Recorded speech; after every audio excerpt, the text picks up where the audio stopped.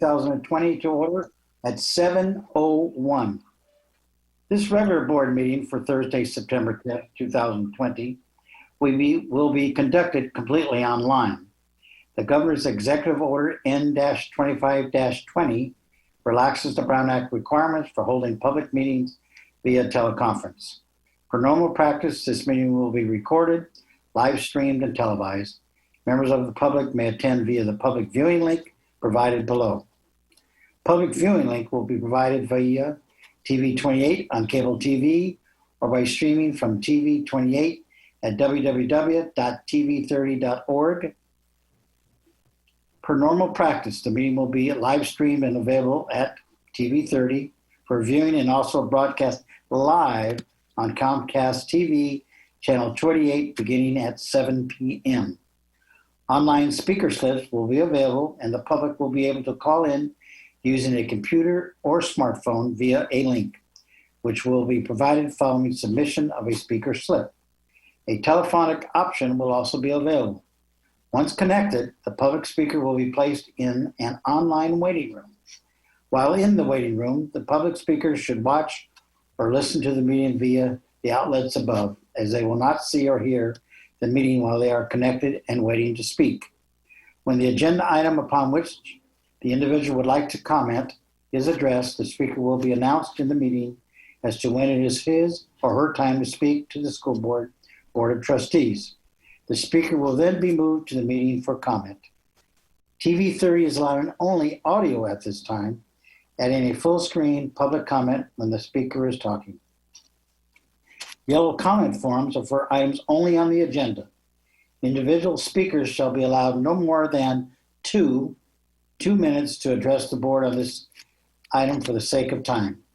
In an effort to make our board meeting more accessible to our community, we wanted to share new processes for accessing closed captioning and providing input through public comment.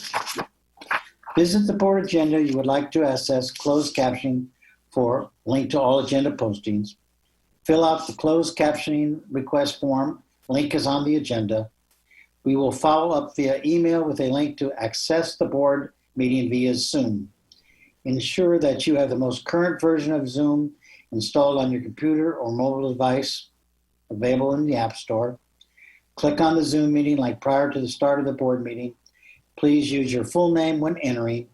You will initially be placed in a waiting room. Once you have been admitted into the meeting, you will be able to view the meeting with closed captions by clicking on the CC button on the bottom of your Zoom window. Please use this option only if you require closed captioning. At this time, I'd like to do our Pledge of Allegiance, and Mahi Patel, student board member from Foothill High School, will do our pledge. Okay, Mahi. I pledge allegiance to the flag of the United States of America and to the republic for which it stands, one nation, under God, indivisible, with liberty and justice for all. Very good. Thank you. At this time, I'd like to introduce the board. First of all, we did have Mahi Patel, who just did the Pledge of Allegiance.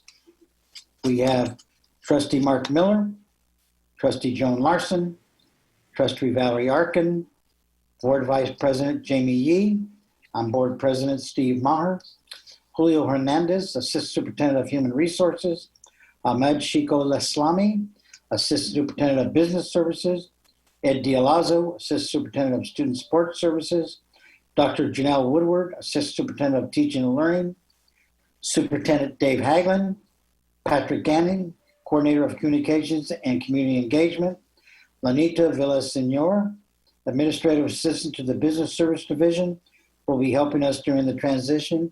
And a big thank you to Lanita, who's been doing 2 jobs this last week and a half. And then Mahi, of course.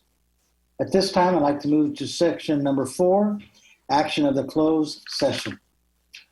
On item 2.1, personnel action, unanimously, the board voted 5-0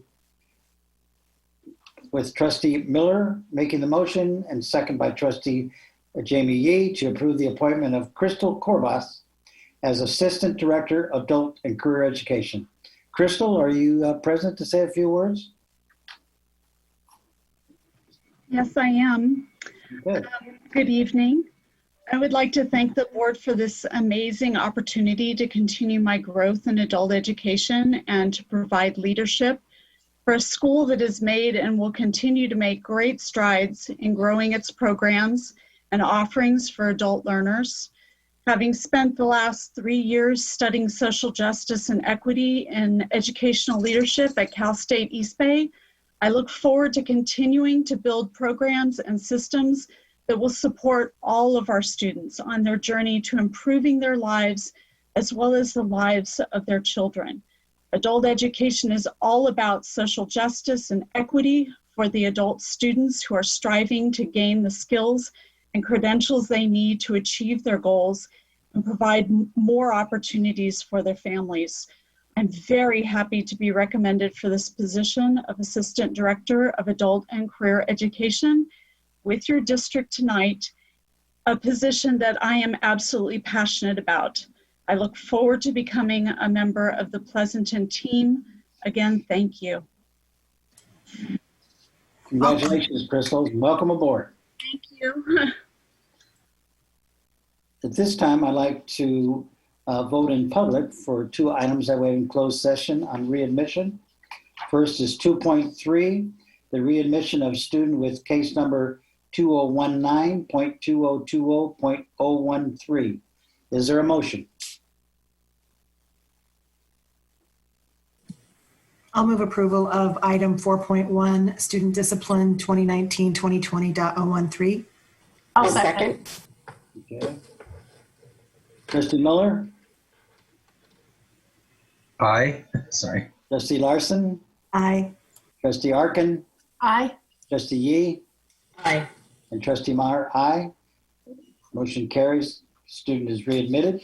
On item number 2.4, the readmission of student with case number 2018.2019.011. Do we have a motion? I'll go ahead and move approval of item 4.2, student discipline 2018-2019.011. Okay, is there a second? I'll second. And that is Valerie. Yes. Okay, Trustee Miller, Aye. Trustee Larson, Aye. Trustee Arkin, Aye. Trustee Yee, Aye. and Trustee Maher, aye. Carries 5-0. Student is readmitted. Moving on to approval of the agenda. Any agenda items you want removed for discussion? No, but I'll move approval of the agenda. Okay, second? I'll second. Okay. Okay, Trustee Arkin, Aye. Trustee Miller, Aye. Trustee Yee. Aye. Okay, Trustee Larson Aye. and Trustee Maher, aye. So the approval of the agenda stands. Okay, now we have recognitions and introductions. Dr. Haglund. Thank you, President Maher. For this special recognition, I'm going to ask that Mr. Ed D'Alazzo do the honors.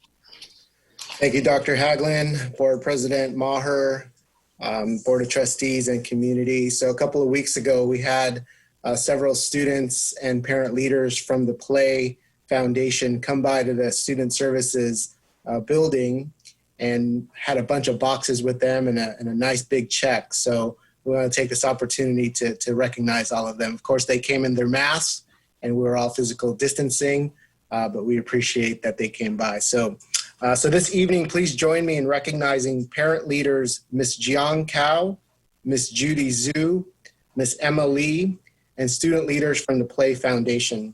PUSD is fortunate to receive a donation from Play, which is a local nonprofit organization. Play stands for Promoting Leadership for Aspiring Youth. The foundation is dedicated to providing a platform for Tri-Valley youth and developing their leadership skills. There are several subgroups that students may participate in within Play. Through these programs and events, Play youth learn that all members can utilize their talents to engage in various activities to better serve the community.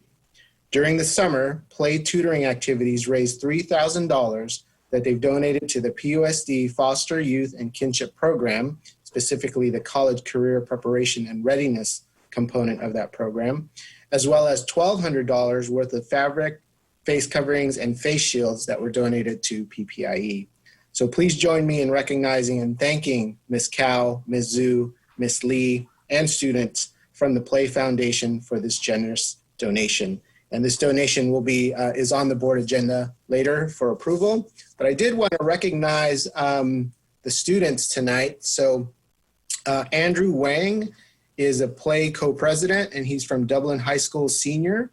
Brian Fu is the other co-president, and he's from Foothill High School. He's a senior. Jonathan Huang is the vice president from Foothill and also a senior. And Joanna Zhu, who is the vice president from Amador Valley. I also see Miss Judy Zhu on the Zoom tonight. So did one of you want to speak tonight? Maybe Andrew, or I see him on board. Go ahead, Andrew. Yeah, let the kids talk. Thank you. Okay, hello everyone. Like Ed said, I am the co-president of Play, and I am a senior at Dublin High School, and I am joined today with Joanna Zhu, a junior at Amador, and Jonathan Huang, a senior at Foothill High School. And I have a small presentation just talking about who we are in general and just overall just what we do.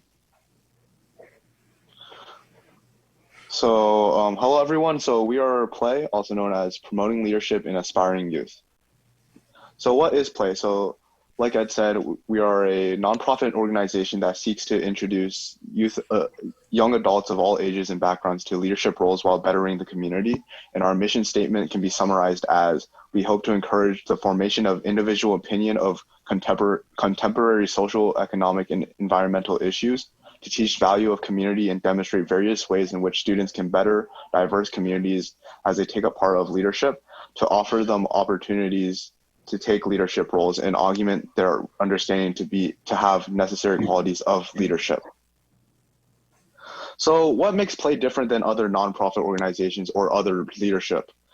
We specialize in having specific roles and specific subgroups where people can nurture their own interests while at the same time showing leadership. So subgroups are vital to maintaining the active presence of Play in our community. The subgroup allows us to have people cater people to their own interests, as well as allowing them to continue doing leadership. And below we have a list of our current subgroups. We have Play Music, Play Engineering, Play Mobile Library, Play Math, Play Health, Play Bakeology, Play Science, Speech and Debate, Play Playground Journal, Play Tutoring, and Play Coding. So all in all, the main thing about our organization is that we also hold lots of events, and Play Foundation is proud to hold many events such as a musical showcase, subgroup camps, galas, and retreats, as well as various smaller projects to help overall improve the well-being of our community, similar to our donation to the Pleasanton School District, and hopefully many more other donations to other school districts, including Pleasanton. And currently we are working to help do a tutoring session with many Pleasanton foster kids in mathematics, English, and science, because we believe that education is a right that should be granted to everyone, and that is especially during the stressful time of COVID-19, that we hope to help everyone that needs help, especially in education, because we do believe that education is a free right. And if you're interested, I will provide contact information for this event and or overall contact information for our organization.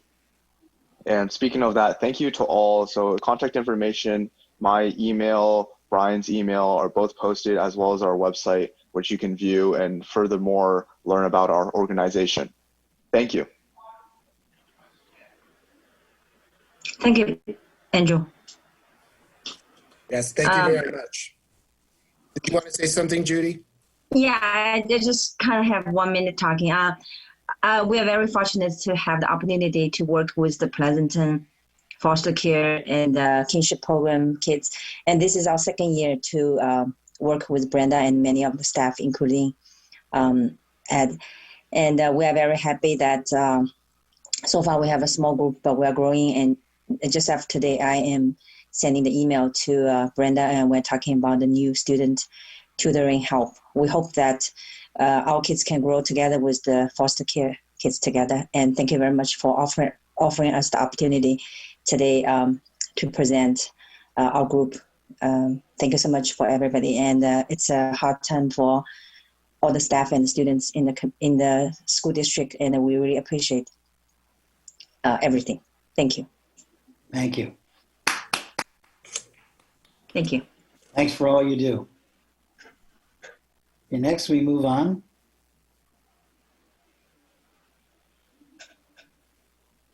to our associations. And I'd like to introduce CSEA President Laura Martinez.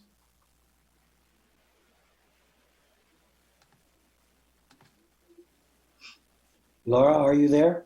Yes, I am. Okay. So good evening, President Maher, Board of Good Trustees, evening. Dr. Haglin, Cabinet, and members of the community. CXEA successfully negotiated an MOU regarding resuming district operations under COVID-19 conditions, and it was ratified by our members. We believe this hard work reflects our shared interests with the board and the district to safeguard employees, students, and the community. We still have more work to do as our CSEA negotiation team prepares the work to engage the district for our new 3-year contract. We have dates set to start this process and are ready to engage. All of our classified bargaining unit members are engaged, working remotely and in person. Our classified staff continues to support administrators, certificated staff, students, and the community. We continue to come up with solutions for our remote distance learning programs. We continue to work side by side with our certificated staff to educate our students at Pleasanton. We are invested in educating our students and continue to make improvements for the new way of teaching. We are fortunate to have an incredible team of classified professionals fully committed to working as a team with certificated staff and management to support our students. It is with the best intentions that we work together to give our students the best. As a reminder, let's be kind and remember to offer support of one another, and remember we are stronger together. Thank you and have a good evening. Thank you, Laura. 7.2, Association of Pleasanton Teachers, APT. Michelle for Kylan. Good evening, President Maher, members of the board, Dr. Haglin, members of the cabinet, and our community. I am Michelle Verkylen, president of the Association of Pleasanton Teachers. First and foremost, I hope everyone is doing well. The pandemic, the fires and smoke, these skies, it all makes us feel off kilter. I hope everyone is reaching out to their friends and family, colleagues to help them balance. Please know your teachers, counselors, and specialists are all here for you students. Please reach out if you need support or simply a smile. Our classes are up and running. I hear that many of the tech glitches have been overcome. Students are reporting that they are loving to connect with their classmates and teachers online. Families are gelling into routines. Learning and teaching remotely is not automatic for us. It's still taking way more hours than usual to develop and create, and it's not necessarily everyone's cup of tea, but our students and educators are knocking it out of the park. When I see and hear what is happening virtually, I can't help but beam with pride to be leading such a wonderful, heartfelt group of people. We have asked them to reimagine education, and they have. From inviting online Bitmoji classrooms with embedded links to live sessions and asynchronous assignments and explorations, to online science simulations and live cooking demonstrations. Our students are calculating, reading, analyzing, experimenting, singing, dancing, playing instruments, acquiring second and third languages, learning about history to help develop a better future, all virtually. We have come together and we are doing it in fun and engaging ways. Are there still hiccups to overcome? Of course, there always is. We are learning and problem solving together. We are a true community of learners. So remember to lift each other up and lend a kind word, or these days, a helpful tech tip. We are fortunate to be in a district where we have the resources and ability for everyone to be able to teach and learn while remaining in a safe environment. We are grateful for this. because as you know, Pleasanton students deserve the best. Thank you. Thank you, Michelle. Okay, number 8 will be community comments. Lanita will be keeping the timer tonight on her screen. Remember, we have 2 minutes, or you have 2 minutes to speak.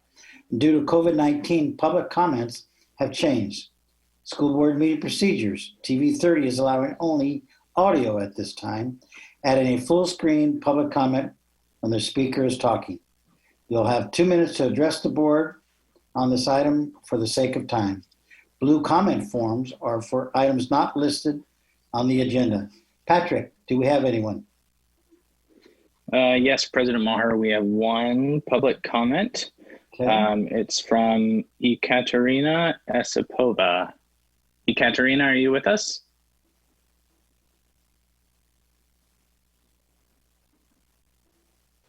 Hello. We can hear you. I'm not sure if I can turn on my camera. I don't think I have this option. Hello. My name is Ekaterina Osipova, and I am a senior at Amador Valley High School. Today, I speak up for students and parents of Amador Valley High School that need the SAT School Day to be conducted at Amador Valley High School. SAT School Day is a way for students to take SAT at their local schools or any other local places that have the same value as regular SATs, and SAT Schools Days have exactly the same value as regular SATs and can be used to apply for colleges. While other schools like Harker School and the Union School District are planning to conduct SAT School Day, Amador, being known for its high-achieving students, unfortunately cannot do that for an unknown reason. We'll lose the opportunity to showcase our hard work, years of our hard work. Because of that, students have to go to other states to take the SAT, risking their health much more than if they would have taken it locally at Amador. Currently, Amador students are depleted of the choice to submit their work. Many of them are at a clear disadvantage before the other students. Amador is a large school with an experience at conducting PSAT. Even if all seniors take the test, we would be able to have small enough groups with people spaced minimum 6 feet apart in each classroom, and if necessary, we can have students take the test on the field like it is already conducted at other schools. If we do not have enough money, parents are willing to pay for the spendings because they would rather donate their money for children to take the test safely than spend money for airplane tickets and hotel rooms. Thank you very much. Thank you. Okay, now we go to our student board member report. Mahi? You didn't have any more, Patrick? That was the only one? Yes, that's it, Trustee Maher. Okay, then now we have our student board report. Mahi? Good evening, President Maher, members of the board, Superintendent Hagland, and members of the cabinet. My name is Mahi from Foothill High School, and I will be presenting the student board report for today. So for academics, first of all, the textbook pickup in August went very smoothly, and similarly, the novel distribution, which took place on Wednesday the 9th, also went very smoothly. Virtual back-to-school night with all of the resources so that parents can better understand teachers, that happened on the 3rd. Very happy to announce that the two new teachers in the English department are being welcomed, Alice Cron and Hannah Davies. We had a virtual college fair, which was not run through Foothill, but was attended by many Foothill students. The virtual wellness center is doing very well. It contains a lot of resources so that students can have the best mental and emotional wellness, especially during this time being cut off from all of their friends physically. Something really positive is that homework completion scores are much higher all around, and breakout rooms are proving to be very useful for both teachers and students.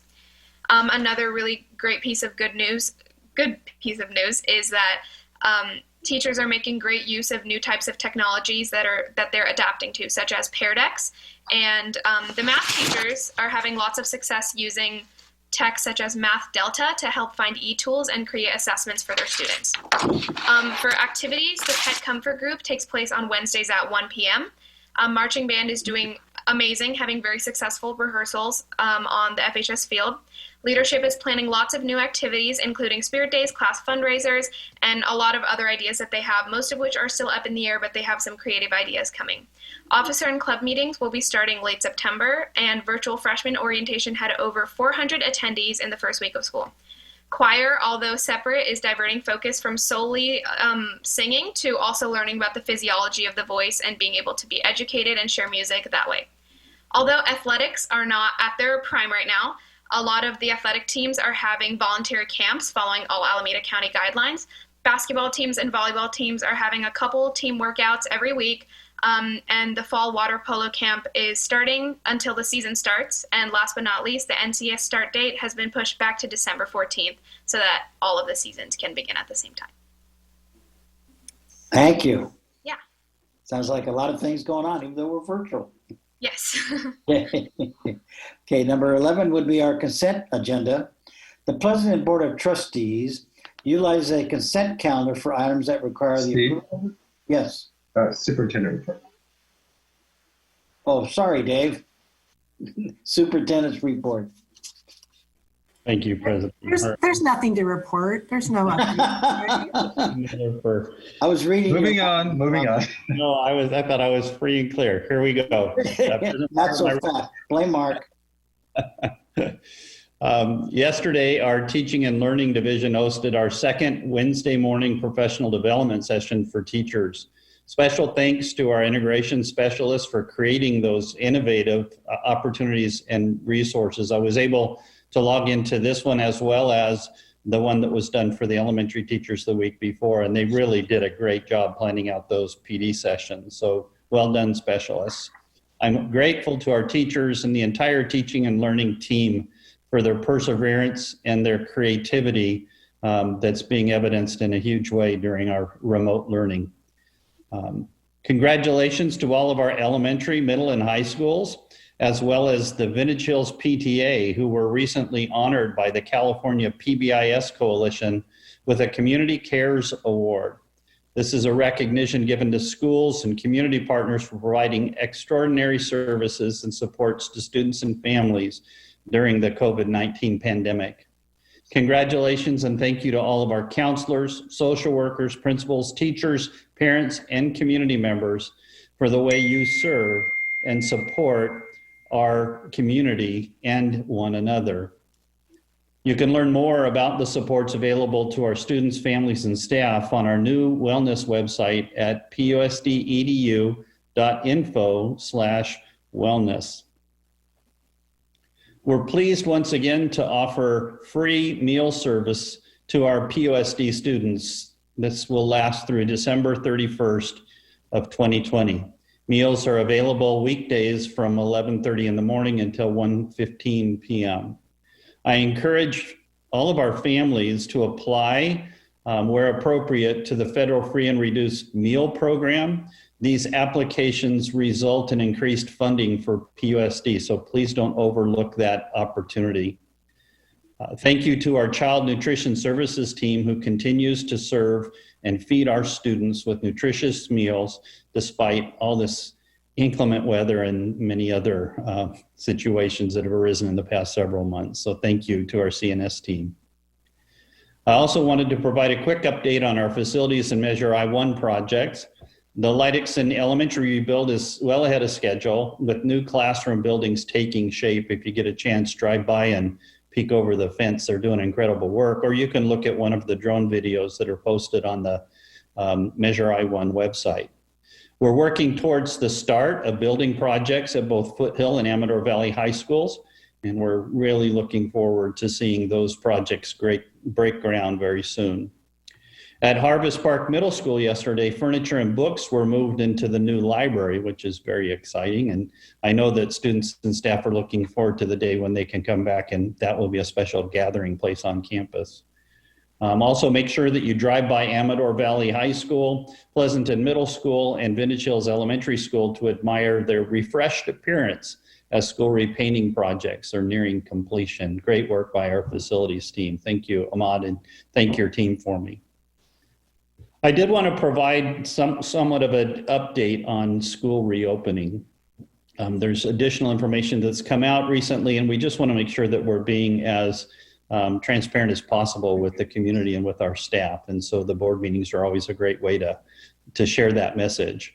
So as you may be aware, the Alameda County Public Health Department opened a window of opportunity for submitting waiver applications to support reopening of elementary schools while we're still in the purple tier of the state's new monitoring program.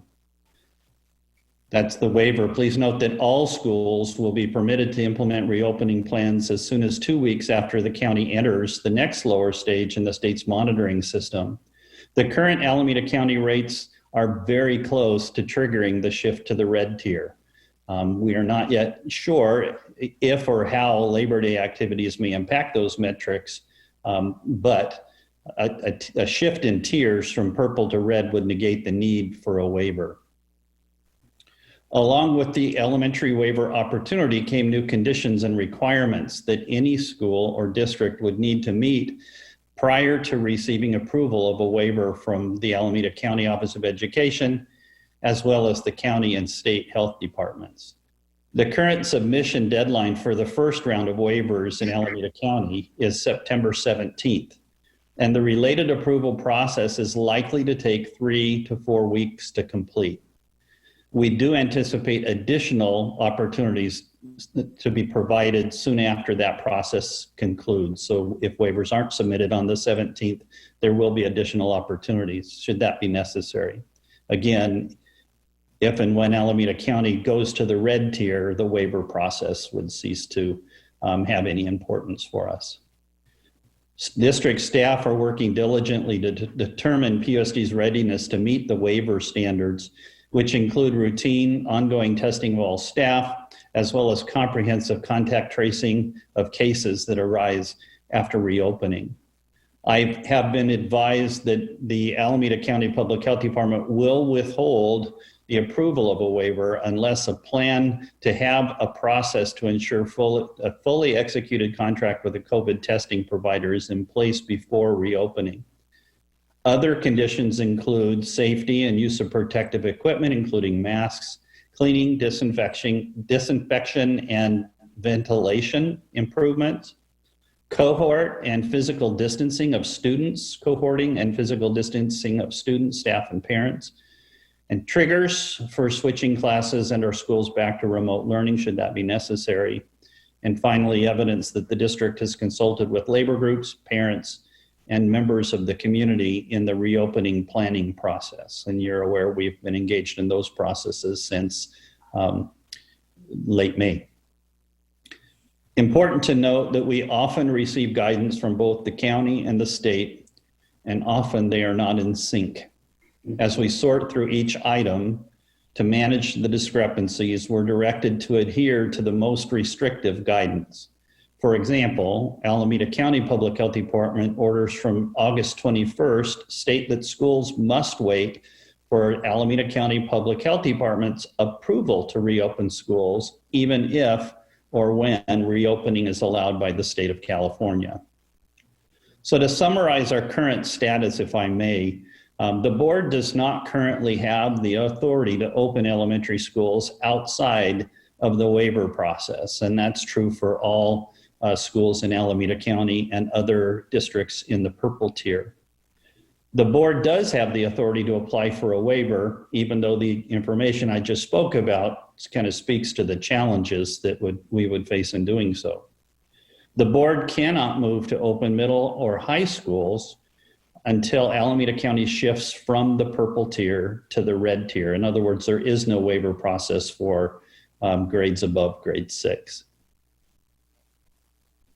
They have to be in that red tier for a minimum of 14 days. And it's important to note that missing red tier criteria for 6 consecutive days would result in the county being stepped back into the higher purple tier. And so because the criteria in the county is so close to mixing towards that red tier status, we are looking at that red tier as our step to move forward. But we will continue having ongoing conversations with our stakeholder groups about the other choices. And again, the board, we will be bringing a separate update, a more full update to the board at the end of September. So that's my comments tonight, Steve. Thank you. Since I cut you off, you don't have another one? No, we're good. Okay. Okay, consent agenda. The Pleasanton Board of Trustees utilizes a consent calendar for items that require the approval of the board, but are of routine nature. They act upon these items in one vote. Any member may remove an item for additional questions. Board members receive their agendas and backup materials 5 days in advance of our meeting. They have the opportunity to ask questions and to do research prior to our meeting. It is their intent to handle the routine items expeditiously so they have time to address more serious issues. Would anyone like to pull one of the items off to discuss? Okay. Hearing none, is there a motion? I'll move I'll go approval. ahead. Oh, go ahead. Go ahead, Valerie. Please. I'll go ahead and move approval of the consent agenda. You don't have that many of these left. I'll second. Trustee Arkin? Aye. Trustee Miller? Aye. Trustee Larson? Aye. Trustee Yee? Aye. And Trustee Meyer, aye. The agenda is approved. Consent agenda. Okay. Number 12, report, discussion, and report possible action. 12.1, report, discussion, and update on the student enrollment form and ethnicity and race data. Okay. Do you want to go through the comments first? Do you want to wait for the presentation then go? What would the board like to do? Usually we hear the presentation before public comment. Okay. So I think Ed? Yes, sir. Thank you, President Maher, Superintendent Haglin, Board of Trustees, Cabinet, and Community. So before you, Board, is item 2.1, and this is a report and discussion item requested by the Board during the last Board meeting. And so in this presentation, my colleague Kathleen Reif, our Director of Student Services, and we're going to review the PUSD's current registration and enrollment procedures, and then we will review the federal and state requirements for ethnicity and race data collection. And then we also have some samples from local districts that we can also review and compare what others are doing as well. And then, of course, we could take questions afterwards. But I will turn it over to Ms. Reif, and I believe, Kathleen, you're going to share your presentation. Yes? Yes, I'm going to go ahead and share my screen, and then I will present. So good evening. Thank you all for having us here. As Mr. Dialazzo mentioned, we will be going over an overview of our enrollment and registration process in Pleasanton Unified. We'll be discussing the federal reporting requirements for both race and ethnicity, as well as federal definitions. And then we'll also take a look at additional state of California government code reporting requirements. We've provided a sample of our PUSD enrollment data that we collect. And then, as Mr. Dialazzo mentioned, sample enrollment data collection forms from other school districts. And at the very end of this slide, everything that we've cited in this presentation is linked at the end for anyone that wanted to go back and kind of review our sources. The California Department of Education has a great FAQ document, and that is also linked at the end as well. Okay, so for enrollment and registration, just as a quick overview and reminder, enrollment is the process that we use for students who are new to the school district, and it occurs just the first time when they enter into Pleasanton Unified. And then annually each year, we have an update where students or families go in and update their emergency contacts. They verify their residency, and they have the opportunity to make school purchases or donations and kind of complete our annual update. In terms of federal reporting requirements, the U.S. Department of Education requires data collection for both race and ethnicity, and these standards are set for federal education eligibility and accountability reports. And then additionally, the California Department of Education also requires LEAs, or school districts, to collect and report data consistent with these federal requirements. As additional information related to the questions on the Department of Education's 2000 guidance on collecting, maintaining, and reporting data, we linked our source below. So what is the federal requirement on collection of data on race and ethnicity? So there's a two-part question that must be used to collect data about students or staff members' race and ethnicity. The first part should include a question about the respondent's ethnicity, whether or not they are Hispanic or Latino. And then the second part of the question asks respondents one or more races from the following categories, and those categories are listed below. The federal definition of Hispanic or Latino ethnicity is a person of Cuban, Mexican, Puerto Rican, South or Central American, or other Spanish culture or origin, regardless of race. And then another question that we've received is that there doesn't seem to be a race category to select when respondents select their ethnicity as Hispanic or Latino, and what's the correct race selection for someone who is Hispanic or Latino. And so on the FAQ from CDE, they highlight that the federal government considers Hispanic and Latino to be an ethnicity, not a race. So consequently, Hispanic or Latino is not a selection in the race part of the question. The CDE supports self-identification. So the correct answer is whatever the person indicates in both parts of the question. So someone who is Hispanic or Latino could see themselves as belonging to any one or more than one race. Then we looked at the definitions of the federal race categories, and we outlined them below here. So we provided definitions for American Indian or Alaska Native, Asian, Black or African American, Native Hawaiian or other Pacific Islander, or white. So in addition to the federal reporting requirements, California Government Code Section 8310.5 requires the detailed collection of Asian and Pacific Islander subpopulations. The data collected pursuant to the different collection categories shall also be made available to the public in accordance with state and federal law, except for personal identifying information, which shall be deemed confidential. And so each major Asian subgroup, including but not limited to Chinese, Japanese, Filipino, Korean, Vietnamese, Asian Indian, Laotian, Cambodian, and then for each Pacific Islander group, including but not limited to Hawaiian, Guamanian, and Samoan. One of the additional questions we've received is, can school districts collect even more detailed race data? The answer, in short, is yes, we can. In Pleasanton, we only collect the federal and state required data, and we do not collect any additional detailed race data.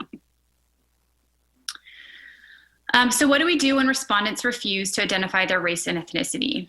And the strong preference for us and for any district is for respondents to self-identify. And our directive is to follow up with families and encourage them to respond and provide a response to us. Federal guidelines state that on our federal reports, we are not allowed to have an unknown or declined to state box. And so on our form and other districts' forms, you'll see we do not have that. And we'll go through a couple of samples in a few minutes. For reporting student information to CalPADS, which is our California Longitudinal Pupil Achievement Data System, as I mentioned, we can't have a declined to state or an unknown box. And if this comes up, then LEAs have to confirm that self-identification was not possible. So parents can refuse to give us this information. And the CDE has asked that we all have a consistent methodology in how this gets reported. which is actually in a 2 or more race category up to federal reports. So for example, in our enrollment form, this is just the small snapshot of the box where parents are asked, what is your child's ethnicity? And then what is your child's race? Then we collected a couple of samples from other school districts. For example, here is one from Alameda Unified. And it's pretty tiny, but you can see at the very bottom, they did add a section here called intentionally left blank. And my understanding is if they select that box, then staff contact parents and follow up with them to have a conversation about, if it was left blank, and then they can report as 2 or more races. For Fremont Unified School District, here's a snapshot of what their enrollment form looks like. It's very similar to our enrollment form. There's no decline to state or intentionally left blank box. Here is from New Haven Unified, very similar again to our form. No decline to state, no intentionally left blank section. Here's the one from Livermore. Theirs is completely online, and so it's kind of broken into 3 snapshots. But as a quick summary, they don't have the decline to state or intentionally left blank section. Berkeley Unified uses codes, and they do not have a decline to state or intentionally left blank section either. Now here on Hayward, they did have a decline to state box. And after we made this presentation, we did get a couple of more samples from other local school districts and did see that some districts had intentionally left blank. I think Hayward was the only one that had declined to state. So as I mentioned, these are links to our resources that we use to create this presentation. And that's kind of our basic information around enrollment and registration, unless Mr. Dialazzo, you had something else you wanted to add. Oh, I think we are ready for questions. Thank you, Ms. Reif. Kathleen, for the districts that had declined to state or intentionally left blank, is there a penalty for that? And why did they move in that direction? Yeah, so, go ahead. Sorry, Mr. Dialazzo, were you going to say something? Okay. No, go right ahead. So I'm not sure if there's a specific penalty other than it explicitly states from the federal government not to put decline to state. I think in other districts, what they're using of intentionally left blank is sort of their way of allowing parents to have that option. We talked to Castro Valley recently, and they have a similar option there as well. And then they do use that as a way to follow up with parents, if that makes sense. So then that's kind of their indication that they will go ahead and follow up with parents. On the back end for our student information system, we have kind of like three dots. So if parents, if they inform us, I didn't want to fill that in, then that's what our staff select. And that codes to 2 or more races on the back end to CalPads, so we can still submit the information. Looking at the history of the state, I'm talking about now, the state mandate, do you have a date when that was originally put on registration forms? Trying to research, it looked like it was 1953, possibly updated in 2012, but I could be wrong on that. Do you have any information on that? Yeah, there's a couple of different dates. There were some standards that were set back in 1977, and then they were updated or reviewing to be updated back in 1997. And then more recent updates occurred back in, I think, 2006. And then reporting requirements being updated again in 2010. And I think 2010 would be the most recent. When you looked at other districts, did they give you any reason why they put the decline to state or intentionally left blank? Did they give any rationale for that? So we had a pretty quick turnaround on this presentation and collecting all the forms. And so I did ask if we could add this to a future student services agenda. We have a countywide meeting as a further topic of discussion to get more into the details. So, you know, some basic conversation, I think intentionally left blank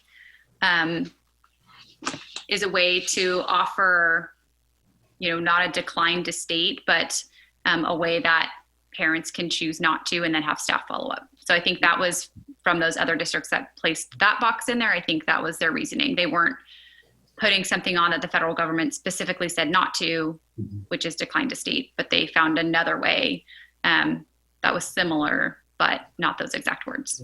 What would it take for us to do that? Maybe I can add to Ms. Reef. On our current form, as you mentioned, we have the dashes, the 3 dashes, which is essentially, it doesn't state those words, President Maher. It's essentially a selection that we make here that would indicate that it was left blank.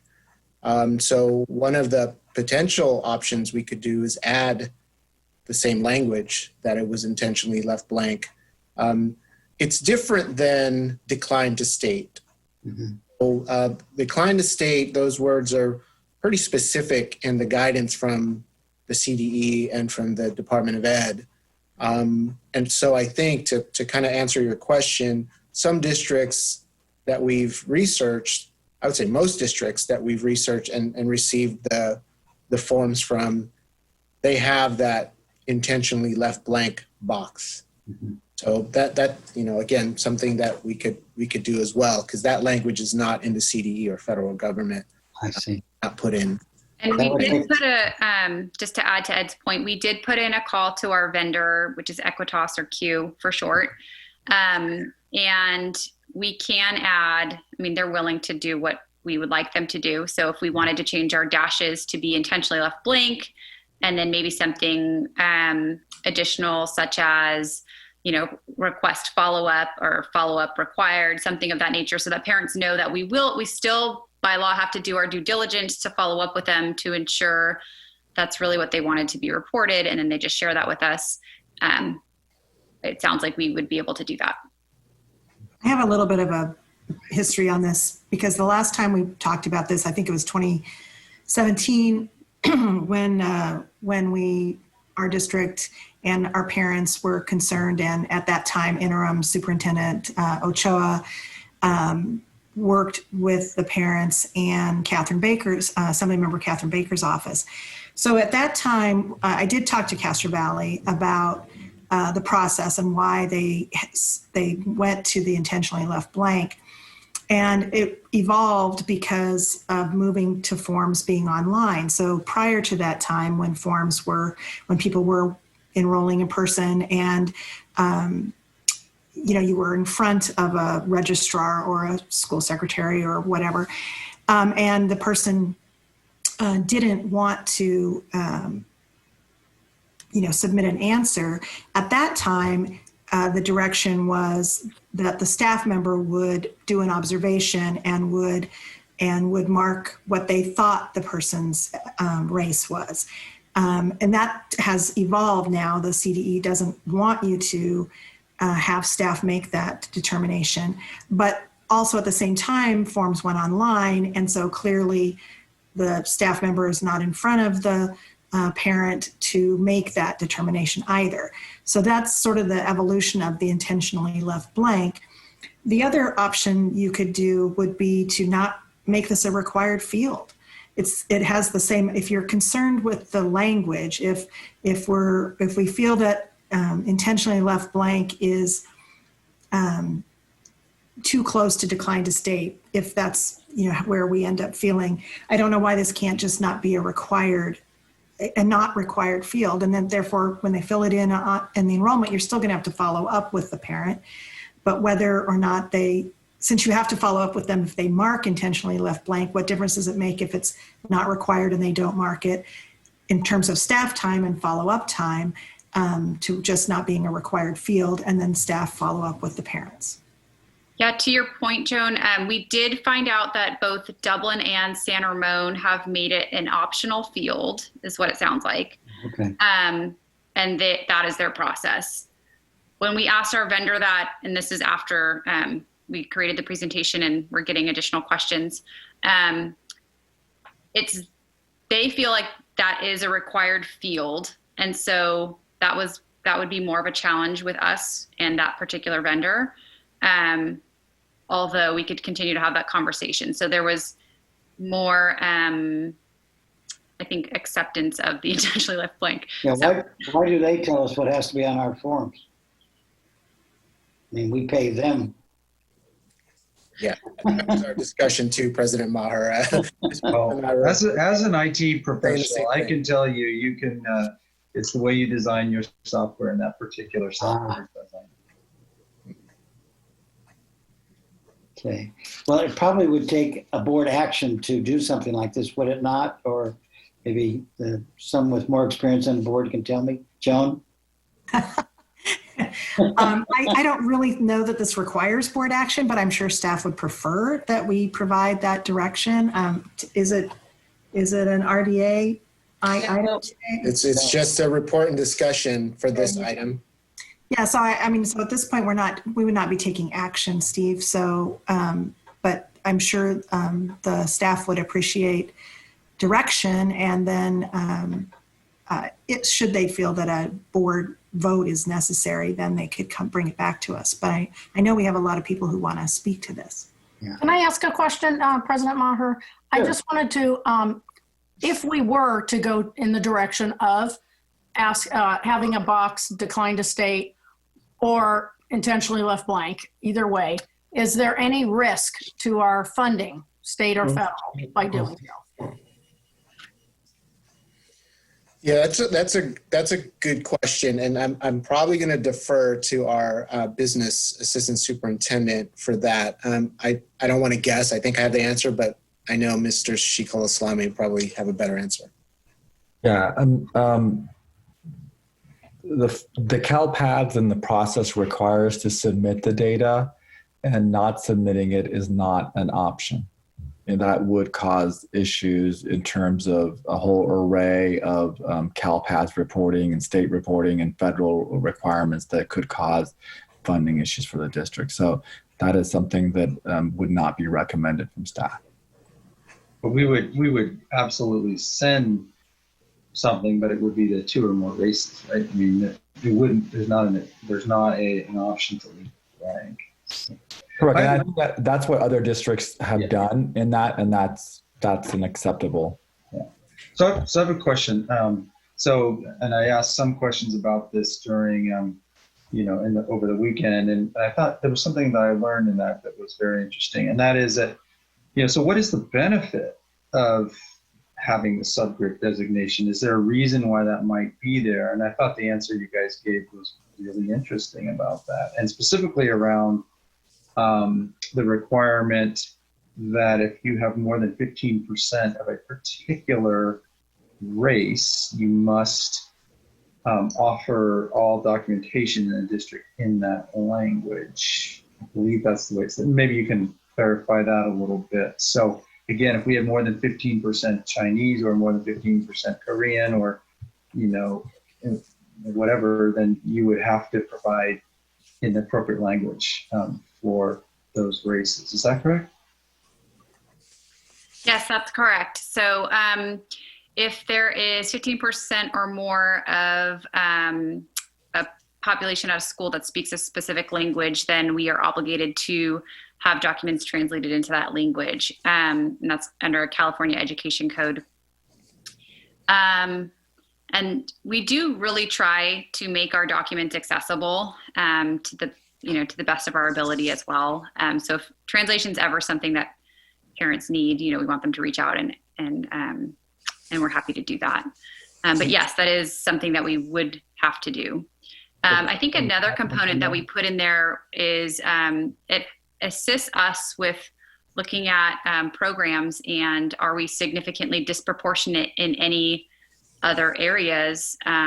So in terms of referrals to special education, in terms of student discipline? And if we are, then, school sites can look at their data. We look at it from a district level and we try to understand why. And is there something that we're doing that we need to change or update or improve or have more training for? And so, we use that data and the review of that data in a wide variety of ways to try to support students and families.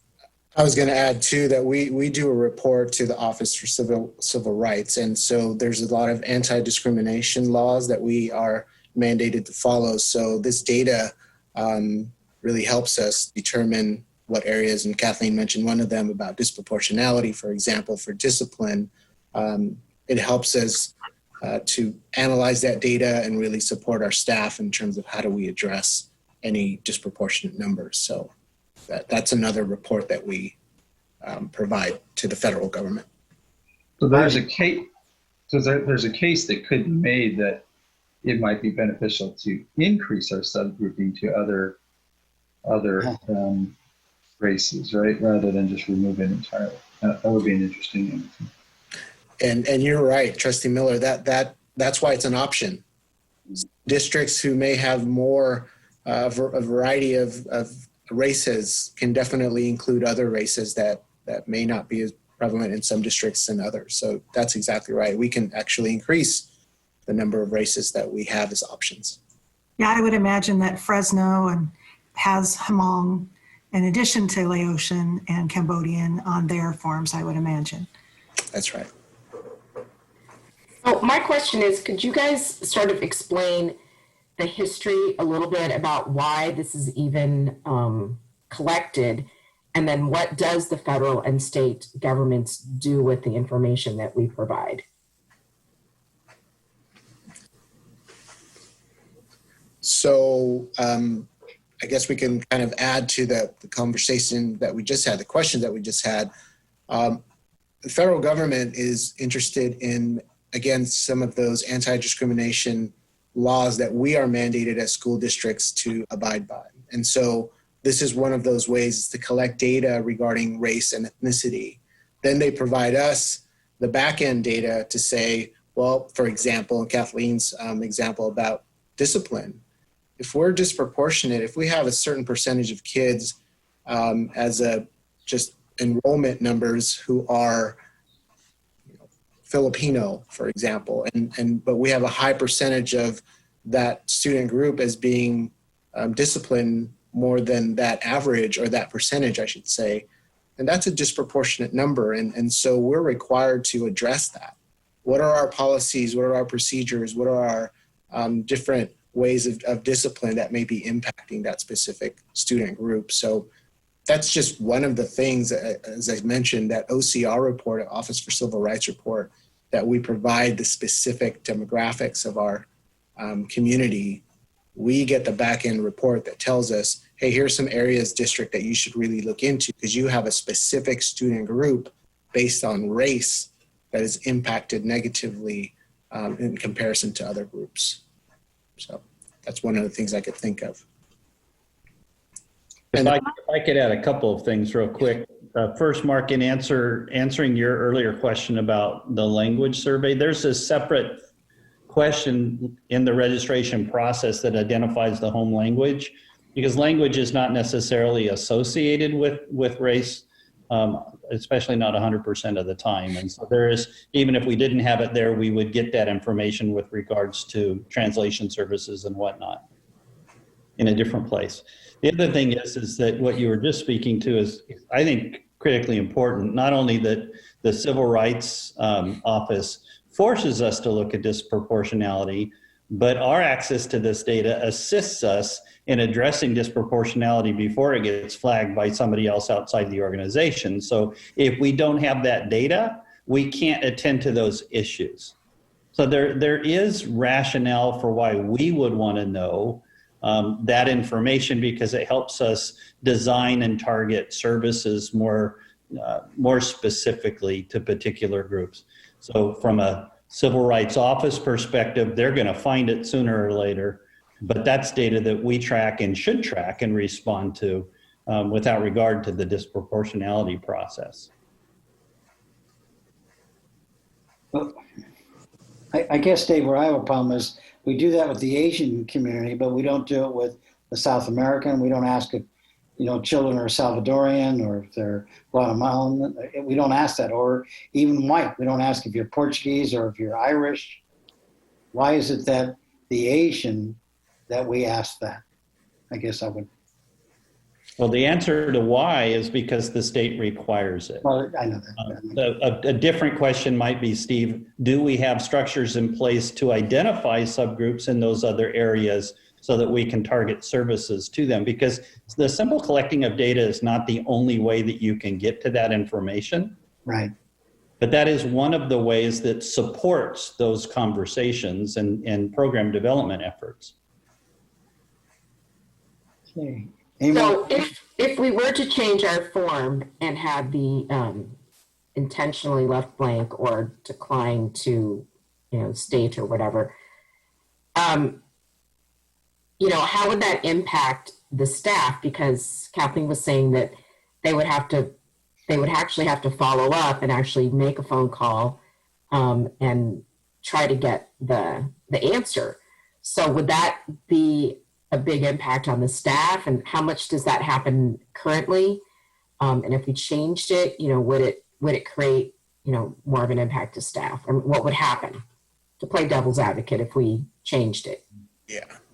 And Kathleen, you could talk about the data specifically, but you're absolutely right, Trustee Yee, in that the guidance is if the information is missing, the district could re-survey that question. So essentially, yes, follow up with the parent, specifically making a phone call, because frankly, sometimes maybe it was an oversight, because we do have the forms on paper at this point, and so sometimes it is forgotten. So we just make a quick call and say, oh, did you know that this was left blank? Did you intentionally do that? And so forth. If that is the case, then that's where it triggers the third party box that is now checked as 2 or more races. That's the default. So yes, it would take a little bit of time for our staff, but I know Ms. Reef, or maybe you do have this complaint in terms of what are our current numbers now? How many do we have that are blank? Yeah, I didn't run that specifically for this year, but it's generally really pretty low. And so, staff do have to follow up. And generally, like Mr. De La Rosa said, we have that form, as well as it's part of the pre-enrollment process too online. So I don't think there's a significant volume, but it definitely will require follow-up. But you also have to remember, we only collect this data at the time of enrollment. So it's just students who are new to the district. And we typically do our TK and kindergarten registration and all of that kind of in January, February, March. So we gather that enrollment kind of during that timeline. And then any students that are new to the district typically kind of come like over the summer or throughout the school year. So it's a little bit more manageable than the annual registration time when everyone's kind of re-registering. And I do want to get back to the other part, Trustee Yee, when you said if we added decline to state or intentionally left blank. I just want to make clear that the decline to state language is specifically indicated as a phrase that we cannot use. So intentionally left blank, again, it's not there for us to not use. So I think that's why many of the districts that we surveyed have that specific language, but not. We could use that language then. I would. So, I mean, I know this is not an action item, but if we get direction from all of you to relook at this and find some options that could potentially work, yeah, Ms. Reef and I, and of course with Executive Cabinet's approval, look at this again, and that would be one of the options that we would recommend as having on the selections. Any more comments or quick? Yeah, I just had one more question. I just wanted to make sure. So as in terms of the impact, so Ahmad was saying that, when we turn on our reports, it would be problematic. So would it be problematic if we had that box intentionally left blank? Would that create a problem on filing the reports or funding? So my understanding is there's an automatic default position. If that's left blank, it defaults to the two race. Two or more races. Two or more races, which, as you can imagine, gives us nothing in terms of data. Right. Actionable data, because it doesn't identify what those 2 or 3 or 5 races are. And does it affect our funding if we have more of that box checked? Yeah, from what we know, and I think Ed already said this, as long as we're not using the language that's specifically denied, there hasn't been any finding that would say there would be trouble outside of the fact that it makes our work towards disproportionality more difficult or less informed. Maybe that's a better way. Thinking this through, I would say if we're going to go down this path, I would want to amend the form to sort of indicate what the ramifications of choosing not to identify would be, and that we do I don't know how you'd say it, but we offer services or whatever that and disproportionality analysis based on this information. By selecting intentionally left blank, you have chosen to identify as 2 or more races or something like that. And so I just think as a parent, I would want to know what the ramifications of that selection were. That's also something possibly, Mark, that could be a part of that follow-up call that families would get. Yeah. I mean, I guess this is such fine distinctions about language and usage for sure. But I wouldn't say that by not completing this, you've chosen to identify as 2 more races. It's just that by not identifying it, we're letting you know that we are obligated to report you as 2 or more races. And so it's I mean, I know it's a difference, but it's an important distinction. And the OCR findings of disproportionality with special education in particular, that's those findings do have a significant impact on districts. Our SELPA, for example, we're having to work on, all of the districts in the Tri-Valley have a finding of disproportionality. And so, this is, again, as Ed said, where your percent incident of, let's say, identification for special education or your discipline is a higher percentage than what you are represented in the population. And so that work, as has been said before, it's a bellwether. It's an important indicator that we're doing something systematically that we need to work on. And it would take longer to find out that we had, it's an anecdote when it's one child, when someone reports it's happening to one child, or maybe we sense that there's something going on, but it's all anecdotal until we have the data to show that, in fact, despite best efforts, there's some systemic either racism or systemic problem with the way we're delivering our services to students and families that is resulting in more children being identified for special education or being suspended or expelled for whatever it is. So, I'm sympathetic, and as like I said, I worked on this 3 years ago as well, and worked on the conversation about what the intentionally left blank meant in another district and who did they talk to. They talked to the CDE, they talked to their, they were given the green light at that point by their contacts at the CDE because they weren't using the prohibited language. They were using a different language. Like I said, to me, it's only at enrollment. It's not at registration. We'd have to follow up anyway. So whether or not we put intentionally left blank or we make it a not required field for that identification, I I'm okay with either of those things.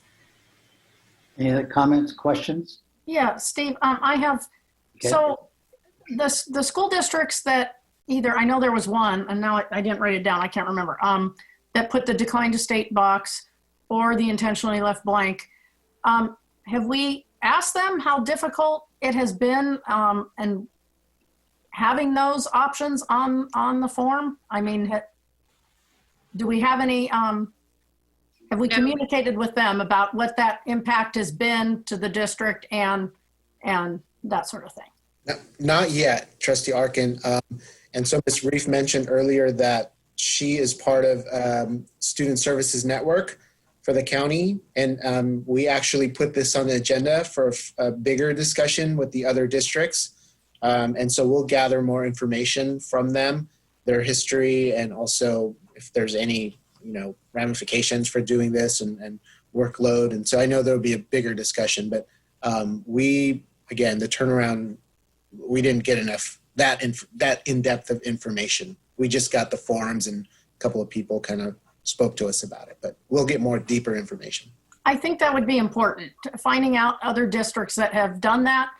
What has that meant for their district and what has been the impact? I think I would like to see that information, actually. Okay. Any other comments or questions before we open it up? Okay. Patrick.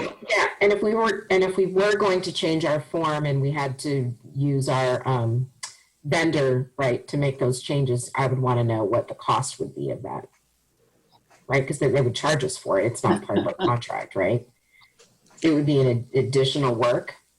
The minor changes to the registration and enrollment form are part of their contract. Oh, okay. Oh, good. Any other comments, questions? Okay, Patrick. All right, President Maher, I'm going to go in order. We have a number of public comments on this item. So we will start with Grace Lee, and then Sylvia Tian, and then Renly Tian. So Grace, if you're with us, go ahead. Hello, hi, good evening. This is Grace. President Maher and Superintendent Dr. Hagman, trustees, and all the guests. I want to comment a little bit about the discussion I just heard on this issue. I think most of agents are happy to comply with federal law. And in federal law, it was not allowed to decline to stay, and we're happy to stay, whatever it was by the federal law. But California government code forced agents into 14 subgroups. And that's the thing we have problem with, and there's no extra funding tied with this code. But California government, CDE, just tied with this additional requirement with the federal funding. We think there's a trick picked by the policymakers and the legislators. And just echo to Dr. Hagman say the points about this property discipline. I think that applies to other races as well. Asian only accounts for 30% of the school district students. We have a large group of other races. We need to do that, net benefit from those analyses as well. Why left those people outside? And they need to benefit from those analyses too, like Caucasians, African Americans, Latinos. They have many countries to divide. And more, I would point out that like certain province in China is extremely poverty. Then some province in India. So you would need to divide those people among China and India too to really stand out. So somehow we are happy to have the intended left behind choices, and we're happy to let the third party to choose for us. And that's the option we think that's fair to echo back our voices. And we need that school district to stay against the discrimination against Asia. Thank you. All right, Grace. Next we have Sylvia Tian, then Renly Tian, and Chong Wang. So Sylvia, if you're with us, go ahead.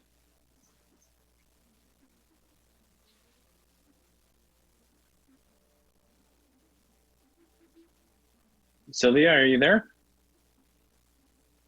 Sorry, my phone is mute. So right now, let's begin. Good evening, President Maher, Board of Trustees, Superintendent Dr. Hagland, school staff members, and community members.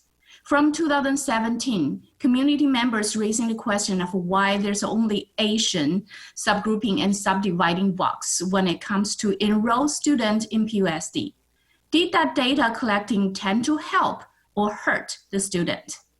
After over 3 years of communication and discussion, we hope that Asian subgrouping issue could be solved now. 544 residents in all ethnic background signed the open letter to remove it recently.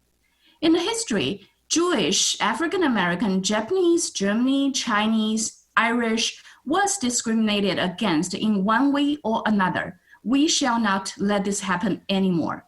No, not one race or ethnicity should be discriminated against and being singled out in any way, in any form. We hope PUSD and its leaders presented in this meeting room will take the leadership to make this right decision and do the right thing for this community and for all the races and ethnicity in the future. So we have three.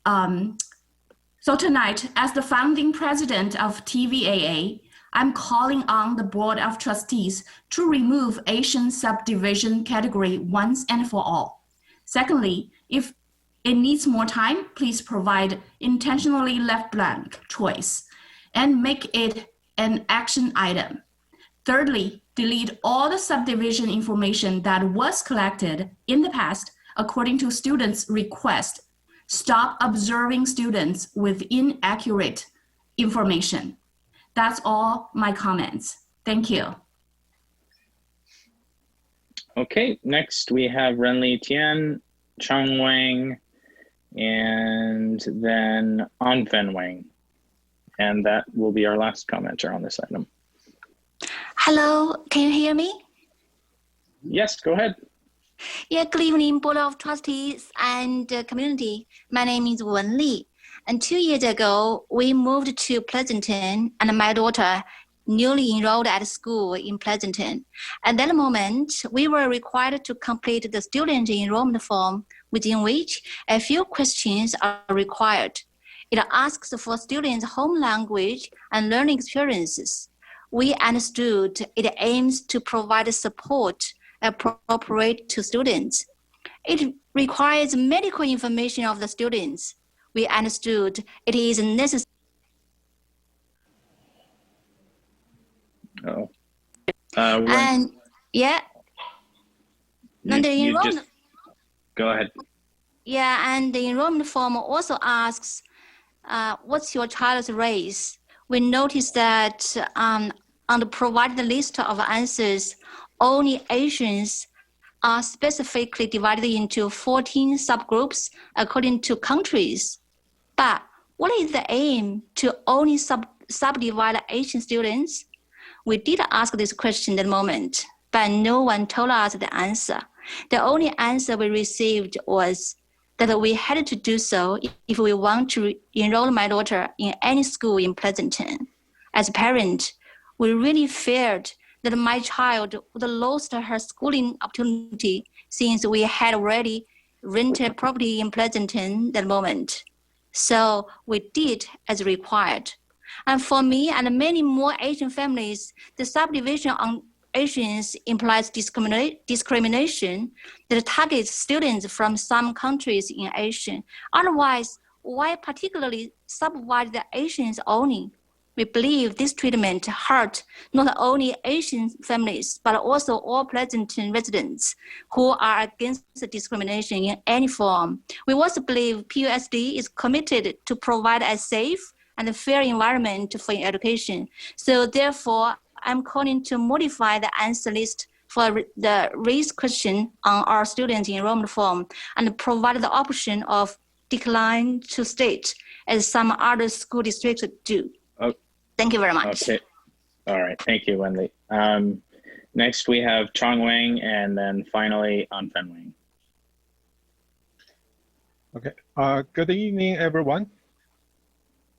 Good evening, everyone. My name is Chong Wang. I'm running for PUSD School Board. I do appreciate the race data collection discussion, and I have a very simple questions. What is the purpose to collect the detail of Asian Pacific Island subpopulation. What is the difference between Asian and the other races listed in the federal requirement? This questions has been confusing Asian parents for several years. The data has been collected for several years. I wonder how the data was and will be used and for what purpose. Thank you. All right, and finally, Anfen, or if you're with us, go ahead.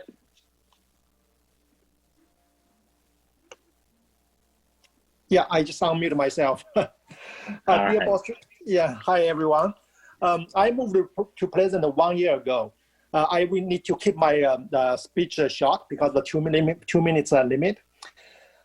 I was very puzzled about the subdivision of Asian population because Asian counts around 14.5% of California population, well below white and Latino, and noticeably above African and Native Americans. However, Asian is the only racial group that is singled out for subdivision. What is the rationale behind this? I read a lot about Proposition 16 recently, and the underrepresented minorities. I found that Asian actually are considered minorities, but they subdivided that. For instance, Chinese, Indian, Asian, they are not defined as underrepresented minorities, or most of the other Asians, they are.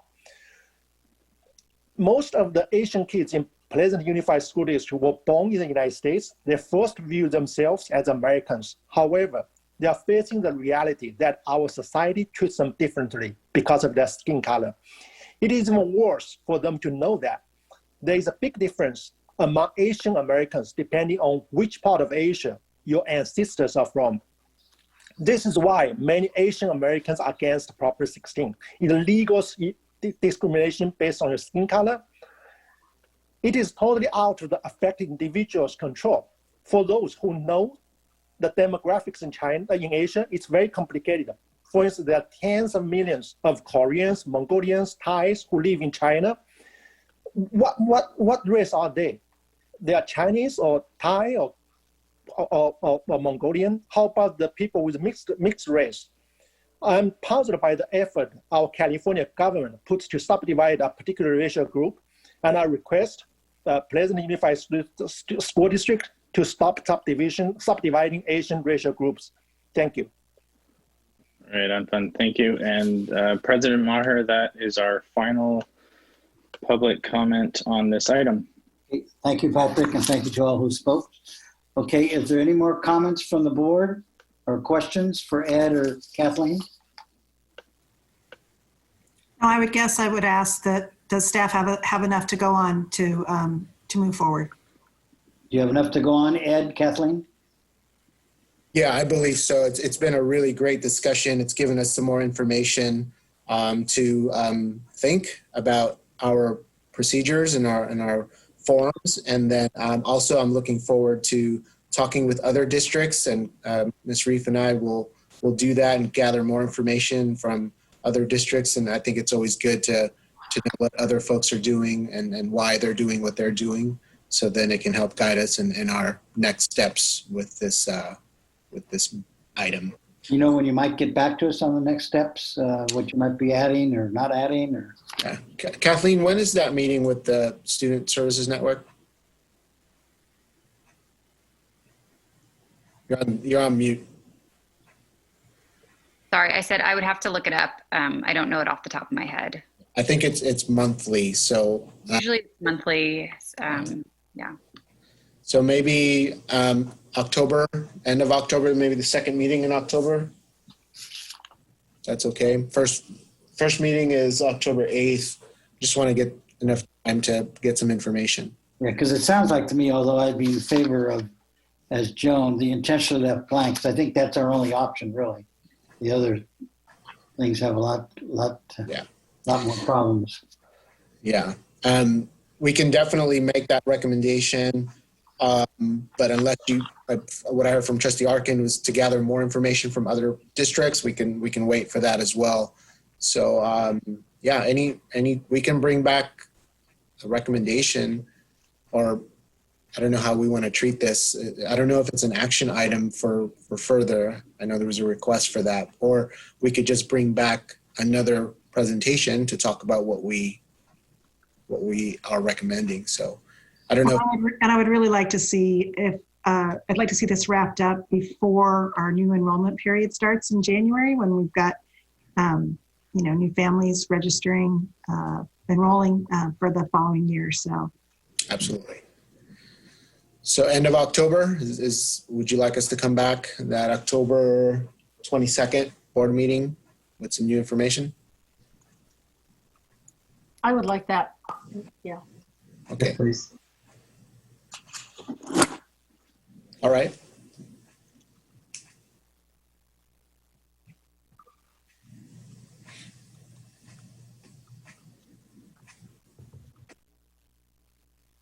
Statue. that would be Jamie. Jamie? Yep. Okay, yeah. So we'll move on to the next agenda item, which looks like Shay is queued up there for our continuity, what are we calling it? Our continuity plan. Hi, Shay. Oh, or I guess Janelle's going to start.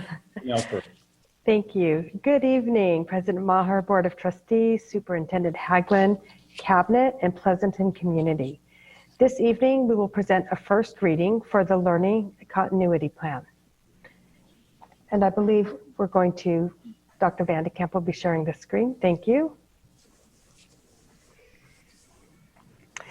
This plan will be presented as a report, discussion, possible action, followed by a public hearing.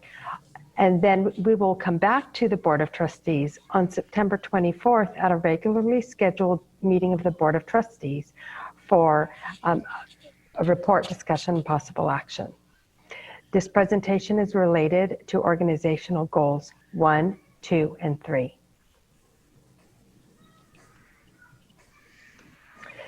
So let's start with some background information. On June 29th, 2020, Governor Newsom signed Senate Bill 98. We will refer to this tonight as SB 98 into law. SB 98, while a budget bill, includes requirements regarding distance learning and in-person instruction, attendance, and other items pertaining to the 2020-2021 school year. Senate Bill 98 suspends the Local Control Accountability Plan, we know that as LCAP, and established the Learning Continuity Plan, we'll refer to that tonight because it's much shorter, as the LCP, to measure and monitor how districts mitigate the impacts of COVID-19. The LCP replaces the LCAP budget that would have been approved by the Board of Trustees together with the annual budget in June 2020.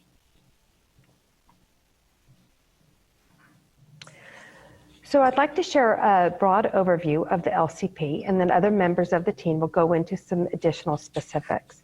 I'd also like to point out that on slide 17 of this presentation, there is a link to the comprehensive document where you can find specific details. The Learning Continuity Plan, the LCP, has 7 parts: general information, stakeholder engagement, in-person instructional options, offerings, distance learning program, pupil learning loss, additional actions to implement the Learning Continuity Plan, including mental health and social and emotional well-being, pupil engagement and outreach, school nutrition, and increased or improved services for students with unique needs. As well, I'd like to just point out and make a correction that tonight's agenda item 12.2 is a report and public hearing only without action. So on that note, I will pass to Dr. Vandekamp, the Director of Assessment and Accountability, who will now describe the first 2 LCP items, including general information and stakeholder engagement. Thank you, Dr. Woodward. So in terms of general information, the Learning Continuity Plan asks us to provide some demographic data. The focus of this plan is really to provide in-depth information for our stakeholders so that they can access that information and better understand the work that we are doing and the efforts that we are making to support our learning community during this particular time. In the general information section, we're sharing key demographic data about Pleasanton Unified School District. And we also share our 5 district organizational goals, which guide our work and provide continuity across divisions and schools. Included in the general information is the impact of COVID-19 specifically on our community. And we can see that it has been felt in our community in multiple ways, including its effect on our local economy. We've also seen a rise in the case rate in Pleasanton, and you can see here what the case rate was as of September 2nd. And since that time, we have seen a rise in the case rate across the county and in addition across our Pleasanton community. Pleasanton Unified School District engaged in a very robust stakeholder engagement process. And the Learning Continuity Plan is intended to balance the needs of all stakeholders, including students, parents and guardians, staff, and community. And we did this through multiple virtual town halls, which had up to 1,000 participants. And the recordings are available on our website to be reviewed as well. We also had meetings with stakeholders, including our school reopening task force of over 100 participants. And so in this way, you can see that we made every effort to engage our stakeholders in this process.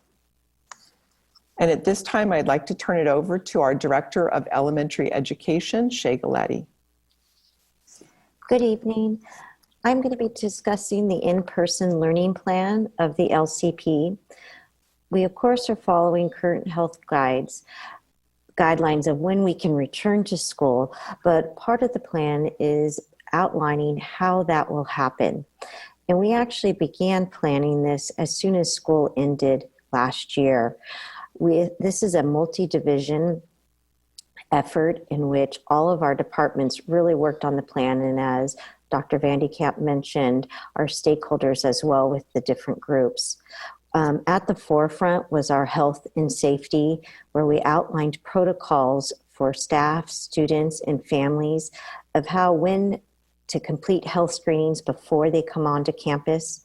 We also procured personal protective equipment, and that has been delivered to sites.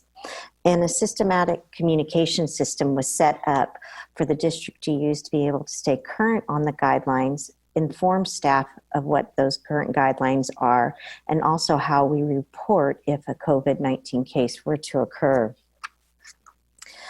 Part of the plan that we developed was how we were going to bring back our students with high needs. And we presented to the board on July 14th.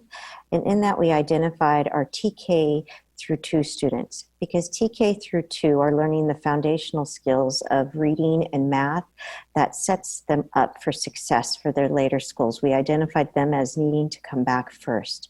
In addition, students who are in special day class, their unique learning needs also benefit from in-person instruction. We developed an AM-PM model, so students would be placed either in an AM cohort or a PM cohort, and they would receive in-person instruction daily and asynchronous instruction daily. There would be a longer break within the middle of the day so that cleaning could occur. These are our first groups to bring back, and 3rd through 12th grade would remain in distance learning. However, as guidelines change and it is safe, we would be bringing more students back for in-person instruction. I'm now going to move to our next slide, which is distance learning. And as you know, we all started in distance learning. One of the biggest things that we did for distance learning starting the fall was to ensure that we had consistent schedules that were built by the school principals. That included both live instruction, that is teaching through synchronous instructional methods. We also created procedures to ensure that there was engagement during asynchronous instruction. English language development for our English learners, and IEP and 504 services continue throughout this time. Board adopted curriculum is also used and implemented to ensure that the California Common Core standards are still being taught.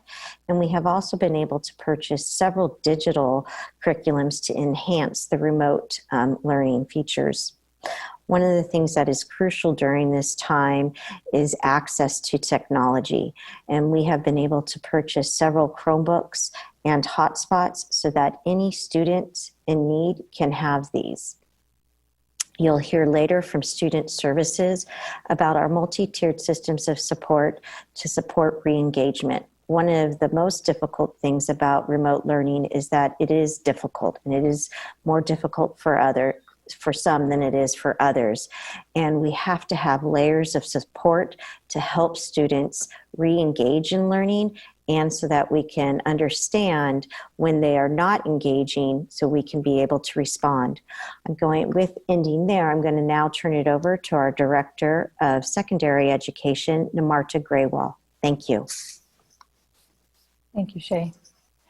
To design professional development during remote instruction, the Teaching and Learning Division gathered input from the School Reopening Task Force and our instructional leaders at the school sites, along with data collected via a thought exchange, in order to identify our focus strands for the 2021 school year. These 5 strands are: effective remote instruction to deliver high-quality synchronous and asynchronous instruction within a multi-tiered system of supports framework. Equity and inclusive strategies, with a focus on building civil and inclusive classrooms and school communities.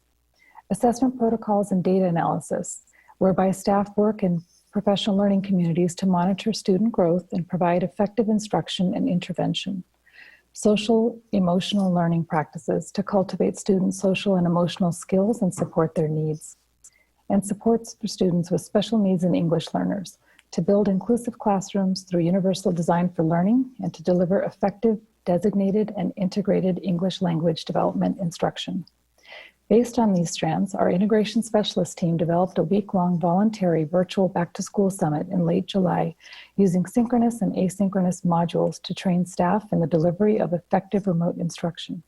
On August 7th, all PUSD staff engaged in district-wide virtual staff development with asynchronous modules in the morning covering the requirements of SB 98, attendance procedures, health and safety protocols, and emotional supports for students. The afternoon included synchronous staff development specific to each school site to prepare staff for school reopening in a remote environment. To support distance learning, new CARES-funded positions were added to the management team with the goal of increasing and streamlining access to digital curriculum and resources, including the coordinator of innovation and distance learning. In addition, negotiations were held with both certificated and classified labor partners, and memoranda of understanding were ratified for remote instruction. Next slide, please. The mitigation of pupil learning loss is an integral part of the Learning Continuity Plan. PUSD recognizes that students and staff have been impacted significantly during the past 6 months of the ongoing COVID-19 pandemic. Our students may also have experienced learning loss due to the unexpected closure of school last spring. With the understanding that the classroom teacher is the most significant factor in a child's success, along with providing a safe and supported learning environment, PUSD has implemented the following strategies to mitigate pupil learning loss. We have increased professional development for staff. We have increased access to digital resources to support remote instruction. We have provided additional counseling services for students with identified needs. All PUSD students experience daily engagement with their teachers and peers. At the elementary level, this includes small group instruction, and at the secondary level, it includes a weekly advisory period for regular check-ins and to provide additional support for students. Staff are using assessment results to monitor student progress and to plan instruction and identify interventions needed. Digital tools and resources further allow for more individualized instruction per student need. Additionally, planning is currently underway to implement small cohort supervision for our high-need student groups. To gauge the effectiveness of learning loss strategies, student engagement will be measured using our student information system, where daily synchronous and asynchronous attendance is recorded. Tools to monitor student progress during remote instruction include formative common formative assessments, MAP growth assessments, district literacy assessments, and the California Summative English Learner Proficiency Assessment. Digital resources such as Edgenuity's PathBlazer program for elementary and the MyPath program for secondary may be used to provide individualized intervention in English language arts and math. Staff will continue ongoing analysis of student engagement and achievement data as measured by classroom formative and summative assessments, attendance and engagement records, and grade distribution analysis as the semester and trimester progress. Site leaders receive data coaching from the assessment department to review performance data and engage in effective data talks with their staff. They also monitor student progress with regular classroom visits and communication with students and families. With that, I will pass to our Director of Student Services, Ms. Kathleen Reif. Thank you. Thank you so much, Namarta. So on the next set of slides, we'll be discussing mental health and social emotional well-being supports. And we wanted to share that for social emotional learning, we do have curriculum at all grade levels now. So for preschool through transitional kindergarten or TK, we have a program called Kimochis. For kindergarten through 5th grade, we utilize a curriculum called Second Step. And at 6th through 12th grade, we just purchased a curriculum called Character Strong. So we have staff development that is specific to each of these curriculum to support distance learning, and they can be integrated into daily lesson plans. We also have a wide variety of accessible wellness resources, including the one Dr. Haglund mentioned earlier in his superintendent's report, our PUSD wellness website. That website was created by our student assistant program specialist, Monica Wharton, as part of her new work after being funded by PPIE. We also have a wide variety of staff, including our amazing school counselors. They've been putting together some resources for families, particularly at the elementary level. There are social emotional lessons that if you log into the school counselor's website, they have you can click on quick videos and watch them and then review content and go over questions with your children. I've done them with my own kid and they're really fun to do too. There's also COVID-19 resources for families that our school social workers put together, and they maintain an extensive list on the school social worker website of community resources and partnerships. And so you can click on any one of the categories for any, for pretty much any item you can think of, and there's just all of the local areas and descriptions, hours of places that are available to support families for their specific area of need. We also have our parent education and social emotional learning calendar. Our school social workers, our parent liaisons, our child welfare and attendance liaisons, our foster kinship specialists, and our SAP specialists also meet regularly with our community partnerships. And we have 2 staff identified to work with our homeless youth, and then also provide foster kinship support services.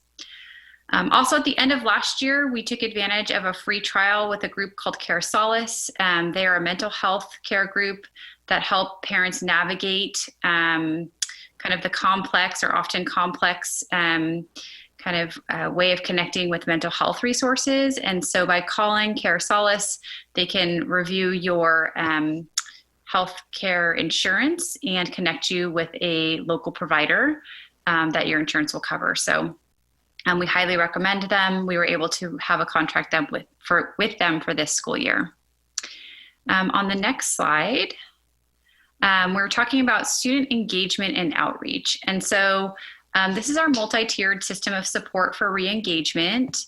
Our PBIS our student services coordinator, Ashley Sprader, put this triangle and pyramid together for us. Kind of at the end of last year, she put it together and we adapted it for this year. We were applying to be a model SARB district last year, and we actually received the award. And so that was an exciting achievement for our district. And actually, this particular graphic was just highlighted in September's CASCWA announcement that goes out across the state as a model example of ways to re-engage students. So that was also very exciting. That just occurred this week. So what this visual does is it highlights some of the interventions that staff can use to follow up with families. So tier 1 is at the bottom. So these are some of the very first steps that we could take to help try to re-engage and reconnect a student. Simple things like having our clear attendance expectations being communicated to families, having an auto dialer go out, and we just started those auto dialers this week. We have, in full transparency, had some glitches on that end as well. And so we're working on getting those kind of updated. And if your student is absent, you should be expecting to get an auto dialer. This year, we're also initiating that at our elementary level as well. We also have a letter generating process. And so if your student is absent or not engaged for so many days, then we will send a letter as an additional notification process. And we really are trying to get to, how can we help families and kind of what are the barriers, if there are some, getting in the way of having your child participate.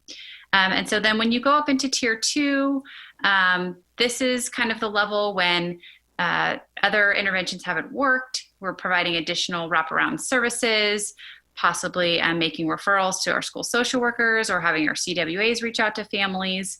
And then at tier 3 is really when all other kind of interventions have failed. And these are our most extensive or intensive wraparound services that we have available. And so those are all outlined there. And there are some live links on there as well. So with that, I will go ahead and turn it over to, I think, Kelsey and Mary for Child Nutrition Services. Yeah, thank you, Kathleen. Good evening, everyone. I just wanted to give a brief history. So from the start of the COVID crisis through the summers, through August, we were able to operate under a program called the Seamless Summer Option. This program is normally reserved for districts who have 50% or more pre-reduced students, but the USDA extended that to all districts due to the COVID crisis. When we started school on August 11th, that waiver had not been extended, so we switched back to the National School Lunch Program. And as Dr. Haglund mentioned, we had some great news. On August 31st, the USDA announced that they would be extending that waiver so that we would once again be able to offer free meals. And I wanted to just highlight the significance of being able to offer free meals to all children in our community. So under the National School Lunch Program, we are able to feed students who qualify for meals for free based on application. But under the Seamless Summer Option, it switches from students that are enrolled to children. So that means that families who maybe have children who are 2 or 3 years old, we create a more inclusive environment. So we're also able to feed those children for free, or perhaps for some families who apply for the meal application program but didn't qualify, again, we're able to bring those families in and feed those families for free. So for our department, that has been just a great gift by the USDA, and we're so grateful to be able to feed all of the children in the community at no cost. We also have had the opportunity to extend with Alameda County. They have offered to continue our partnership with them, so we're able to continue to offer groceries on Fridays. One of the other things I just wanted to highlight is from the start of school, and we're continuing this, we've really been able to dive in and really connect with our families. Our department has been able to call families who have previously applied for free reduced meals and personally speak with them on the phone and just make sure that they know how to access. And we've really been able to celebrate the diversity of our department and been able to do that in Mandarin and Cantonese and Spanish. So we had some great news, and I'm happy to be able to share that with you all this evening. Thank you, Kelsey, for that update. That's really great news. In addition, similar to the LCAP, the Learning Continuity Plan requires attention to our students who are English learners, low income, foster, and or homeless. And we've identified specific services that are provided for these student groups that are above and beyond the regular program. The plan identifies which services are contributing to the increased and improved requirement.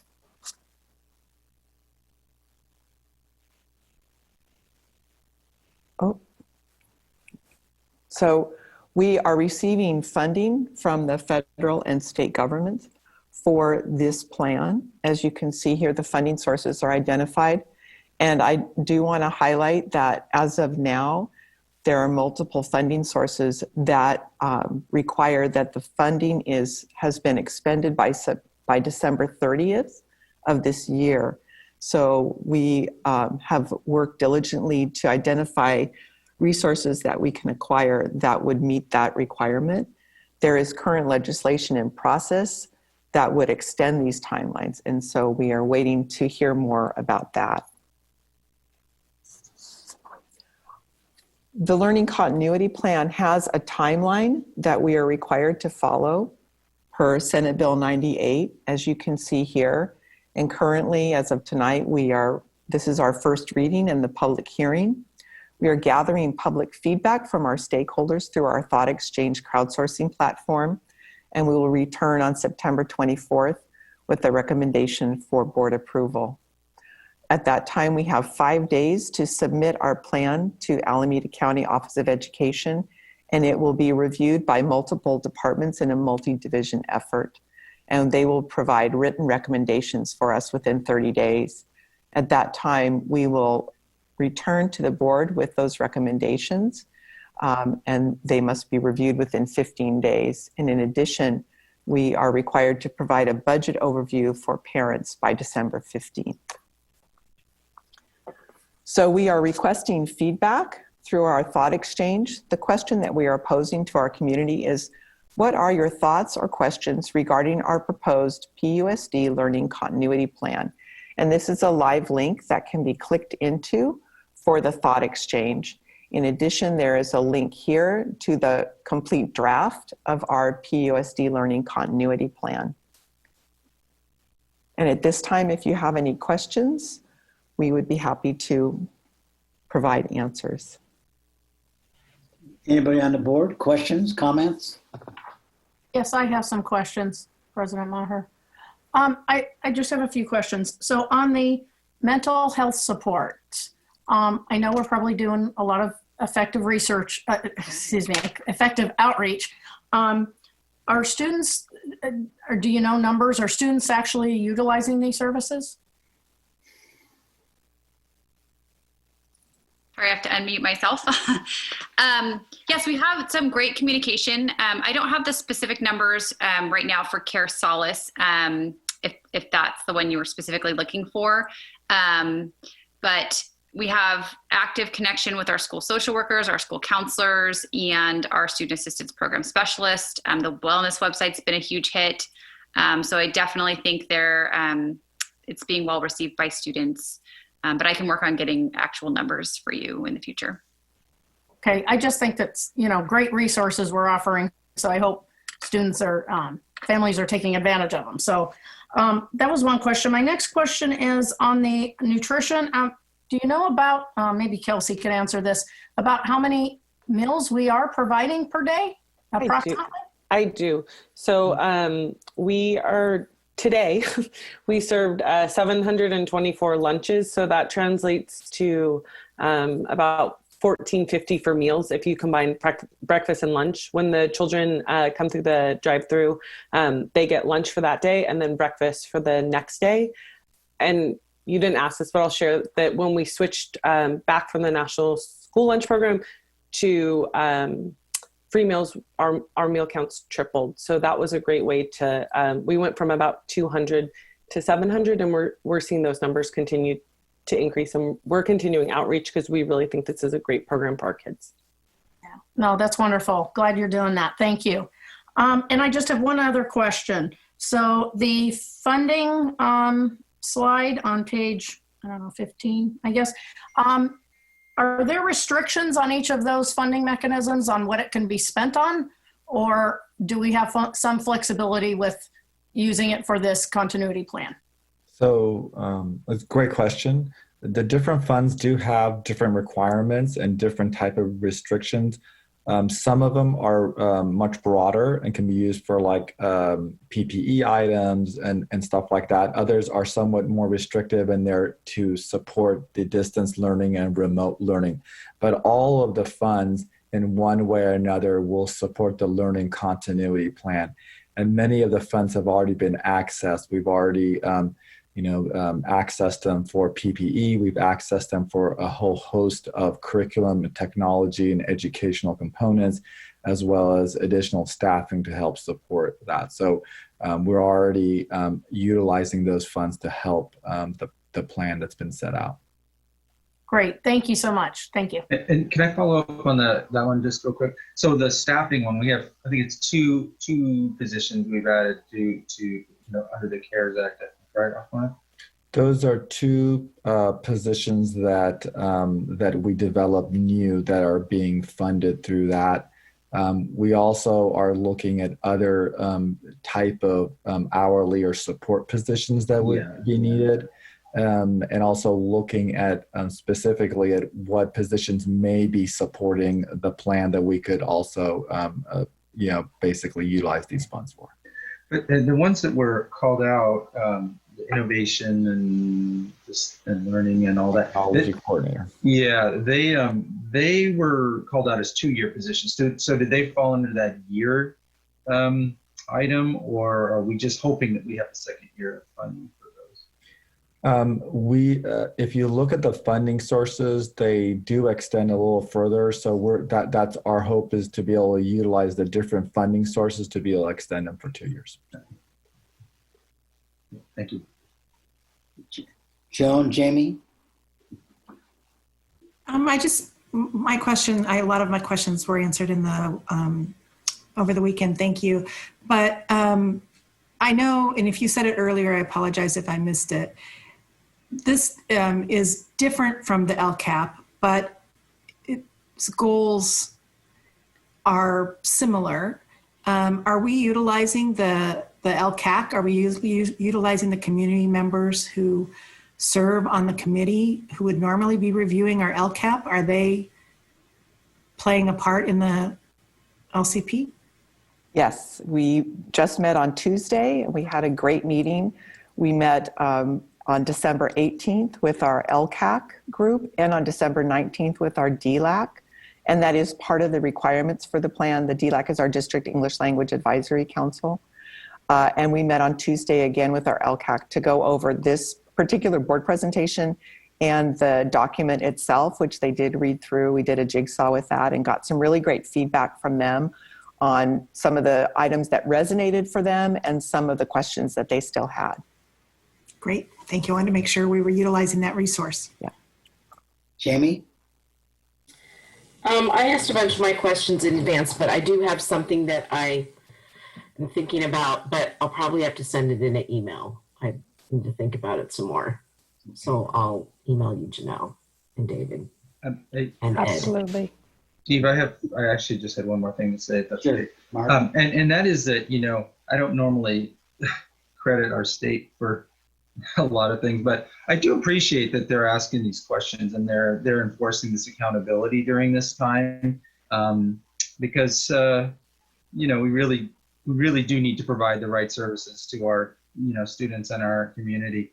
But better than that, once again, I sound like a broken record. You guys, this is a great document. I just love how much content you're able to provide based on real, not theoretical things that have happened, but actual things that you've already implemented. So, just kudos to everybody involved. And I liked how you did the presentation, splitting it up into the various different components like that. So anyway, just thank you for that. Kathleen? Yeah, I thought the same thing. Actually, I was thinking, well, SB 98 just sort of passed. Were you guys working on this all summer without even knowing that SB 98 was happening? It's very detailed, huge, a lot of thought went into it. It's very obvious. So, yeah. Thank you so much, Trustee Yee. When I think through all of the information that we received from the spring and our thought exchanges and the feedback and then the stakeholder involvement that we had over the summer, it really positioned us to be prepared to be able to implement these things. There were some interesting twists and turns along the way with SB 98, but we're very thankful that we were already forward thinking about many of these items. So I'm also incredibly thankful for this team, and I'm thankful for our principals, our vice principals, and our teachers, and our classified staff that are carrying out this work, because it's been quite a heavy lift, and they're doing great.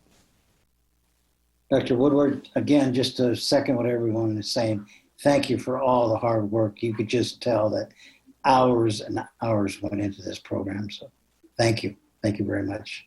Thank you. Patrick, I'm grateful for this team. Okay, Patrick, are there any comments from the parents or anything? Trustee Maher, there is. We have two public comments on this item. Apologies, President Maher. First, we have Kelly Makashi and then Chong Wang. Ah, good. So Kelly, if you're with us, go ahead. Sure, thank you. I'm Kelly Makashi, a parent of 3 children currently enrolled in the district. I am a candidate for the PUSD School Board. First, I wanted to thank the trustees, Dr. Haglund, the entire district cabinet, other district personnel, and all the teachers for helping to execute and approve many of the actionables of the distance learning and continuity plan. As you review the pupil learning loss mitigation and effectiveness strategies, please don't forget to consider motivational strategies such as intrinsic incentives, student choice, to help keep our children engaged with e-learning instruction. This has become even more critical to help our children build stamina and stay engaged with distance learning. Additionally, considering the mental health, social and emotional well-being, and the professional development services, this is more of a question or something to think about. Please do consider joint seminars and Zoom training for both parents and their children on topics related to e-learning and student time management strategies, if not already scheduled or offered, whether it's done in partnership with our local community partnerships or with PTAs. Once again, speaking as a parent with 3 children with e-learning currently, the challenge has become now the classroom learning environment has evolved into a family classroom learning environment, since our children are currently learning at home presently. Therefore, now significantly, the parent support to help assist our children has really fallen on the parents' duty to help work with their children to learn new methods of learning and to communicate with their teachers. I would just say parents may need additional resources on how to guide their children effectively, whether it be strategies for self-monitoring, time management, self-regulation on how to take breaks with Zoom fatigue, or other strategies to help the children become more independent learners. I would also acknowledge, I know this has been a lot of work with the district and we appreciate all the effort so far. Thank you again for the district's hard work on completing this plan and the effort to ensure the children's distant learning experiences are most meaningful. Thank you very much. All right, next we have Chong Wang. Chong, are you with us? 1 second, Patrick. Steve, yes. Take one little step back and officially open the public hearing so we can receive the public.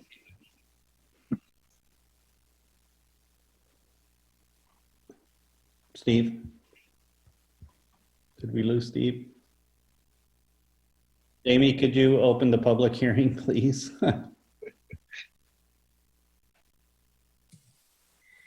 Okay, we need to open a public hearing for our learning continuity plan. So we just had 1 speaker and now we're having our 2nd speaker on public comment for the plan. All right. Thank you, Trustee Chong. Go ahead if you're still with us. Okay, good evening, everyone. I'm Chong Wang. I have 2 children enrolled in the school district, and I'm running for PUSD School Board. Thank you for the very comprehensive plan review. It's really nice, and thanks for the hard work, especially the programs and the resource for mental health. Remote teaching and learning introduce a lot of challenges to students, teachers, and staff, physically and mentally. I hope these mental health programs and the resource can be widely aware and utilized so that it will be helpful for our teachers and the students. Are there any plan to promote this program and the resources so that the knowledge about the mental health, early sign of mental issues, and etc. will be shared in our community? The more knowledge the community members have, the better we can help each other, and the better chance this program and the resource benefits the family in our community. Thanks again for your hard work. Thanks for making this available to the PUSD family and staff. Thank you very much.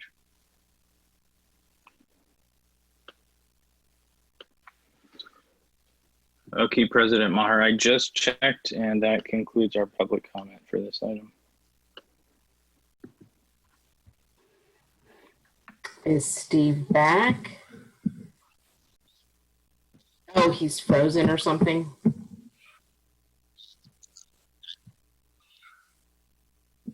Okay. Here we go. We're okay. Now I'm back there on. it is. Okay. Any other comments by the board or trustees? Comments or questions? Just one thing. Ms. Mokashi brought up a really interesting point, and it's not something covered in the LCP, but something we ought to think about is which is the parental side of this, right? I mean, I know in the LCAP, that's a big part of the LCAP, and it's kind of not mentioned in the LCP. So anyway, this is a really interesting point. Good. Both speakers brought up interesting points, but I thought that was neat. Any other questions, comments? Okay, this was for discussion only, and you're bringing it back at the next meeting? We opened a public hearing, Steve, and then okay. So you have to close it. Okay. Is there any other public comments? Okay, then I'll close it. Okay, now moving to 12.3. Ahmed Shikosalami. Good evening, board members, superintendent, and cabinet. Tonight, I'll be presenting along with our Senior Director of Fiscal Services, Tom Gray, I'll be presenting the 2019-20 unaudited actuals. So the unaudited actuals is the closing of the books for 2019-20, and we'll be reporting on those, the closing of the figures for all our funds. And reviewing some of the key findings, reviewing some of the, and I will be also reviewing the unaudited revenue sources, the expenditures, and kind of doing a little bit deeper dive into some of the other funds and our ending fund balance. So as we look at the ending fund balances, and the district's reserves did improve from our estimated actuals. They actually went up from about 6.88% to about 7.6% of total expenditures. And when we're talking about our reserves, we're really looking at the 3% that are for basically our economic uncertainty, and then the rest of it's the unapportioned or unappropriated amount. And mainly that was driven by reducing our expenditures in the areas of book supplies and services and operations, and mainly driven through the district's quick actions after the shelter in place, where we froze some positions. We were very careful on, expenditures. In terms of a lot of travels and conferences and PDs were canceled, and that has improved our financial position as we enter in this turbulent times. Some of the ending fund balances, and we'll dive a little deeper into this, are restricted, and restricted funds can only be spent on particular categories of funding and cannot be spent in other areas. And then we still are in very uncertain financial times as a result of the COVID pandemic. And so we'll be really monitoring all of this very closely in the months to come. The district continues to be heavily reliant on the LCFF formula, which is about 54% local property taxes, but the remaining is filled up with the state. We also receive other state funding, primarily for our SELPA, our special education programs, and some other areas. We do receive a little bit of federal funding, again, mostly around special education and our Title 1, 2, 3, and 4 programs. In terms of the local funding, it's mostly through our donations, and rental revenues and other local grant programs. In looking at our total revenues compared to 18-19, we were flat, even though our local control funding formula grew by about 5%. The growth in the LCFF was driven mainly by a COLA application. There was about a 3.26% cost of living increase. Additionally, the district's economic recovery target was fully funded in 2019-20, and so that increased our funding by another 1.4 million in LCFF funds. However, we did see reduced revenues in other states. In 18-19, we received about 3.7 million of one-time funds, and that was one of the ways that our former Governor Brown allocated additional dollars to schools, and that ended last year. So we didn't see, we saw a reduction in state funds and a little bit of reduction in local funds. The per student was about 11,870, but it's important to note that that revenue source includes what's called about almost $8 million of pass-through revenue, which is the state's contribution to the pension program.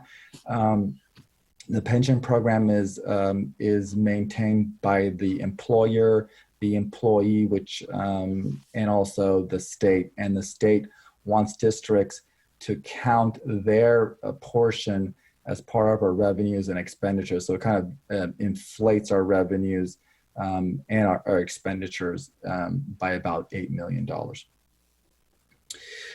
In looking at our expenditures, again, we are a people-intensive organization in education, and so about 82% of our funding is in salaries and benefits, and that saw about an increase of 4.5%, and that was the main driver of our expenditure increases overall from 18-19 by about 4.2%. The district did deficit spend, and that was a planned deficit spending of about $3.7 million. We did see some reductions in service expenditures and some increases in books and supplies, and for an overall increase of about 4.2%. Our per student expenditures, total expenditures per student is about $12,000. And so I'd like to kind of dive a little bit deeper into per student expenditures and kind of do a little bit of comparison. And if you, this data is based on 18-19 because that's the earliest date we have comparables. Once all the books are closed, later in spring, winter, we'll get to see everyone's 19-20 figures. But in 18-19, our per student expenditures was about 11,833. And compared to many of the local school districts, it's below that. Some of the local school districts have higher, revenue from supplemental concentration grants. Others may have parcel taxes and other sources of funding. If you look at it, all of these districts are within Alameda and Contra Costa. They are all basically what we call LCFF or driven funded. And so again, the increase in funding is probably mostly to do with supplemental and concentration and partial taxes. If you look at Palo Alto, they're off the charts because they're a community funded and they are able to retain their excess property tax locally in addition to parcel taxes. But I think as we look into the future, this is going to be a main driver of districts' ability to retain, attract talent. And as we fall behind or are not equal to some of our local Bay Area districts, it will erode our ability to attain and attract the best talent. So that's something we need to really be mindful of as the years go on.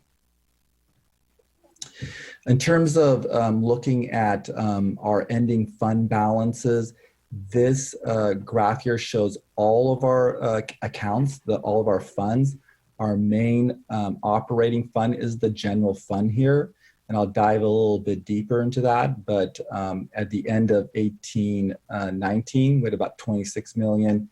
And so this represents that deficit spending that we did in 1920. I've highlighted the blue account, or the accounts that rely on revenues from either grants, tuitions, or sales. So our adult education program is based on grant funding and also from tuitions. And as we hit the pandemic, some of the regular tuitions and stuff were impacted, and so we did have a slight deficit spending in that fund. Fund 13 is our child nutrition program, and that's a fund that we're a little bit really monitoring closely. And the reason for that is it heavily relies upon the sale of paid lunches to be able to be a cost neutral program. Again, the program was impacted last year in the spring due to the pandemic. However, the summer seamless program and our ability to recoup federal dollars by serving all students and all children in the community did help that fund. And so looking into the current year, we have to retain all our staff per the state's budget, but the new sales are going to help a little bit reduce some of the impact of losses in this fund. The other funds that we're monitoring closely is our enterprise funds for Kids Club, Steve, and Horizon. That fund has also been heavily impacted by the pandemic, and we did, combined lose about $600,000 due to the closures that occurred in spring and summer. However, the program is now up and running, and we are analyzing and closely monitoring both the revenue and expenditures to make sure that that fund remains positive and solvent. Fund 64 represents a small adult summer program that we're probably going to fold into our regular adult education fund. So that is just a minor one, but that we used a few years ago. The funds that you see in red are, basically our facilities maintenance and bond program. The deferred maintenance fund is here. We did a major project at Foothill where we renovated the fields there. And so that was a major drawdown. The bond fund is in 21, and that had the large bond sale, but we're also we spent about 14 million last year, and we expect to probably spend another 25 million in the current fiscal year. Our developer fee funds and our capital fees have also been, are going to support construction projects that are currently under the facility master plan program. And the district also many years ago sold a property in the Sycamore and has set those funds aside. The other funds over here represent funds that the district has. Fund 17, it held both the money that was set aside for the other post-employment benefits. So those monies were transferred to the Fund 20, and that's why you see an increase of about 6.7 million, and then you see a drawdown of that Fund 17. And so what remains in here is funds for professional development for our teaching staff. We also have a small grant that resides in this Fund 18 for our music program, and that is also being drawn down. Later on in one of the board meetings, we're going to talk a little bit more about OPEB and how the district, liabilities are in its other post-benefit employment liabilities and costs in the future, and how we can better manage that. Probably be in the next couple of board meetings, we'll bring this issue up for discussion for the board. Kind of doing a little deeper dive in our end fund balance. You can see that about 5.6 million of that is in restricted.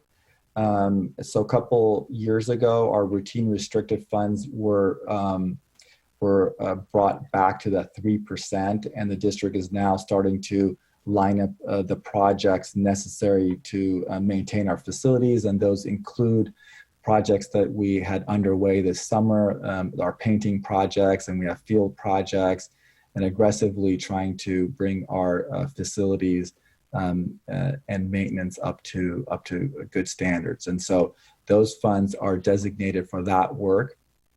Our local sites, those are mostly restricted donations for the school sites that various parents and booster clubs and others have donated towards, and those reside with the schools, and the schools do have plans to spend those down in the coming year.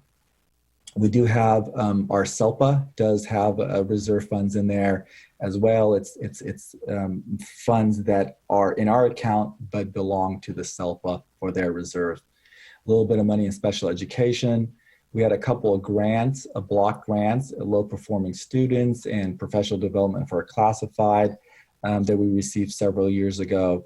And the district has plans to, again, spend those for supporting those programs as well. This COVID money was received last year. This portion of it was spent, and the remaining portion will be spent in the current fiscal year. And then there are some Medi-Cal MA funds that also are restricted, and the district will be planning to spend those as well. So these are restricted. This portion is an unrestricted but assigned. So they have specific categories of spending that we've set aside. The district is in the process of rebuilding our library, and those funds we receive from the insurance company will be spent on that project. We do have some carryover specific to the music, library, and art program that we have set aside for the schools. And then the district has funds that, in terms of LCAP, it has received over the years that, again, are that have been set aside for spending for the LCAP program. In the last few years, the district received the medical reimbursements for MA, and our student services division has a plan to spend those monies on additional support for nurses and other programs that those reimbursements will help. We do have a set aside for our safety plan. And in terms of our technology plan, it's a multi-year plan where we build up funds and then spend on purchasing for computer replacements for our teachers and staff as needed. Last year, we had a very large site carryover, and this year you don't see that because that was part of our reduction plan. We did indicate that we would hold schools harmless at any school that had additional funds above their allocation. We would not take it away. So there was just a couple of schools that had a little bit of money over that. The one big item in here that we have added is the textbook. We have a couple of textbook adoptions, the K-5 social studies and also the 612 world language. And during the reduction planning, that was part of our plan to reduce that. But as we saw the closing of the books and a better fiscal situation for the district, we have set those funds aside so we can ensure that those adoptions will happen and are critical for the district. And so that brings us to the net reserves. The 3% is here, and then this is the unappropriated amount. In tonight's action item, we are requesting that per our board policy and our administrative regulations, that the district move 20% of the unappropriated into our economic uncertainty, and that would bring it to close to 4%, just shy of that. So we are requesting that action per our board policy, and that if that is the direction the board votes, that those changes would be made during the first interim report. Moving on, so just a few next steps. As part of the financial cycle, the next part of closing of the books is the independent financial audit on our books. and that is in process. There was a part of it that was done in the spring, and the remainder of it is being done in the fall, and that will be completed by December 15th, and then a report will be provided to the board in January. We're also assessing our cash flow analysis. As you are aware, the district is going to be facing large deferrals starting in January, February. And currently there is no additional federal dollars coming through. So the planned deferrals are scheduled to begin.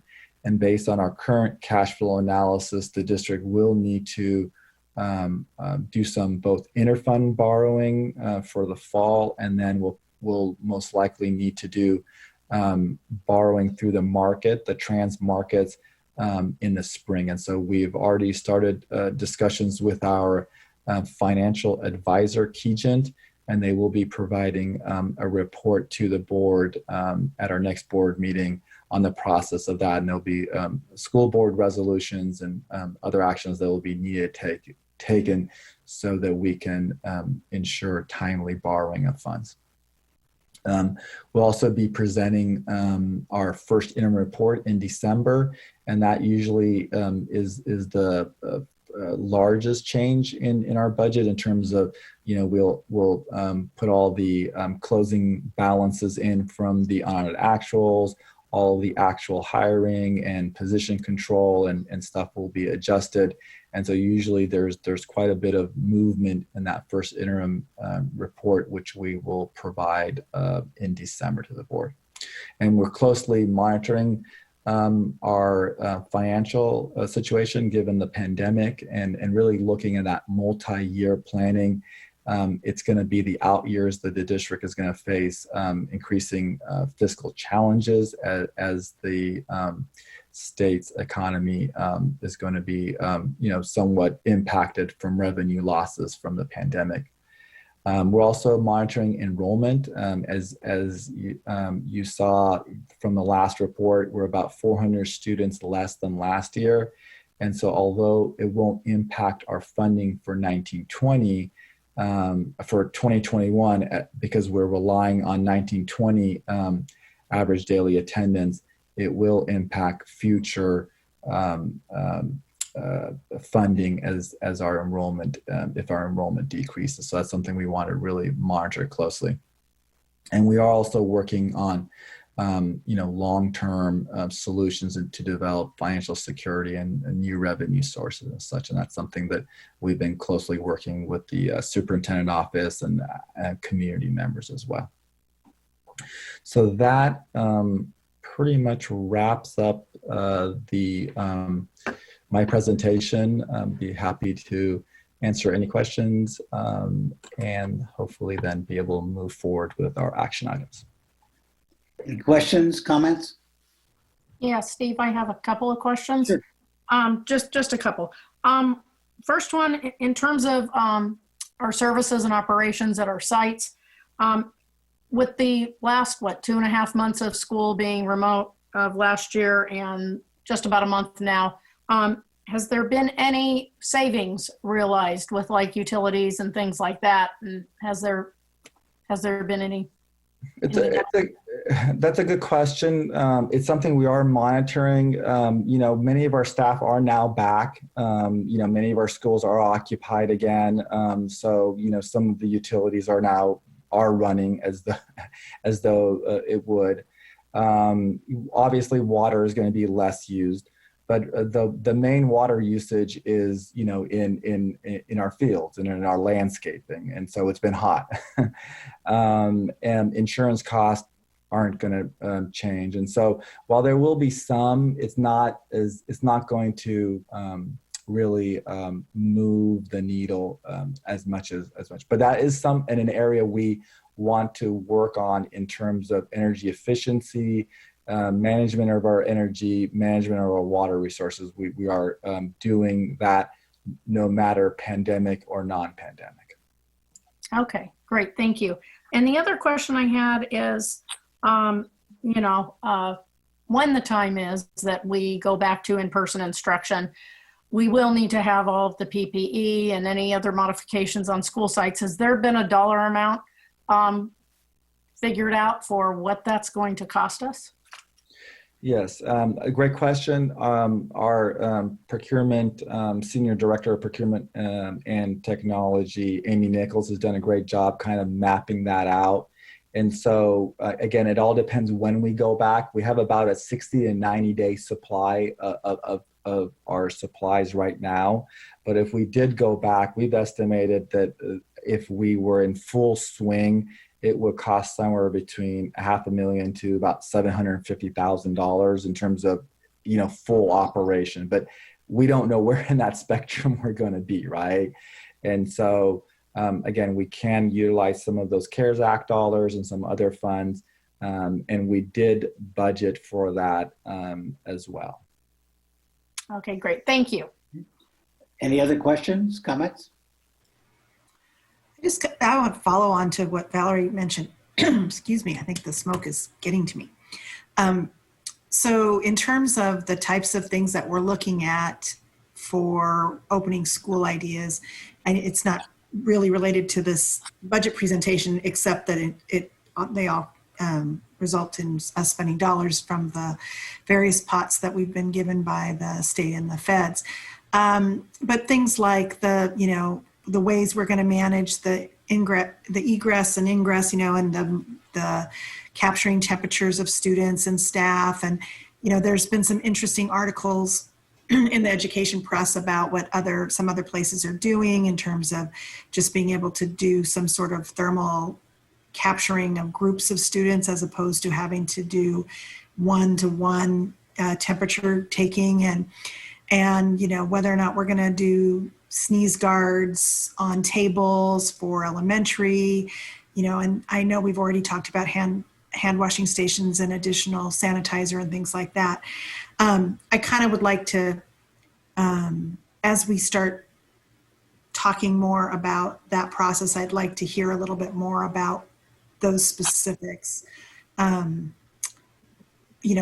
What's included in our not just physical distancing, but the things that we're going to need to put into place to keep our students and staff safe when we are able to bring them back. So, and then just like comments, I know you've mentioned it before, and we talked a lot about this in terms of the difference between restricted dollars and assigned balances. And so, is it fair to say that restricted dollars are restricted by the source of the funds, and assigned balances are board assignments? And so those are decisions that staff and the board have made to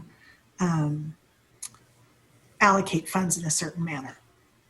Correct. And I think, Tom, you might want to elaborate. Some of the restricted dollars are restricted by statute. Some of it is restricted by where the fund came from our parents, or from from an organization, a grant fund, and then others are by statute, right? The routine restricted fund.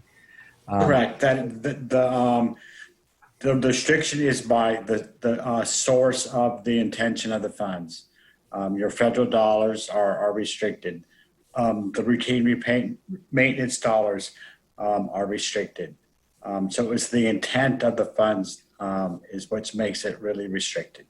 And then the assignments, I think you brought it good. There's two types of assignments. There's one assignment that we put in the budget, and it's a budget that the board approves, right? There is another assignment that the board takes action and sets it aside, and only by another board action on that particular assignment, they can undo it.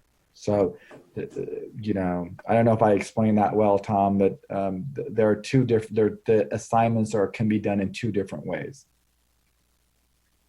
Well, in particular for me, the textbook dollars are really important to reserve, but we talked a little bit about this at the budget subcommittee meeting.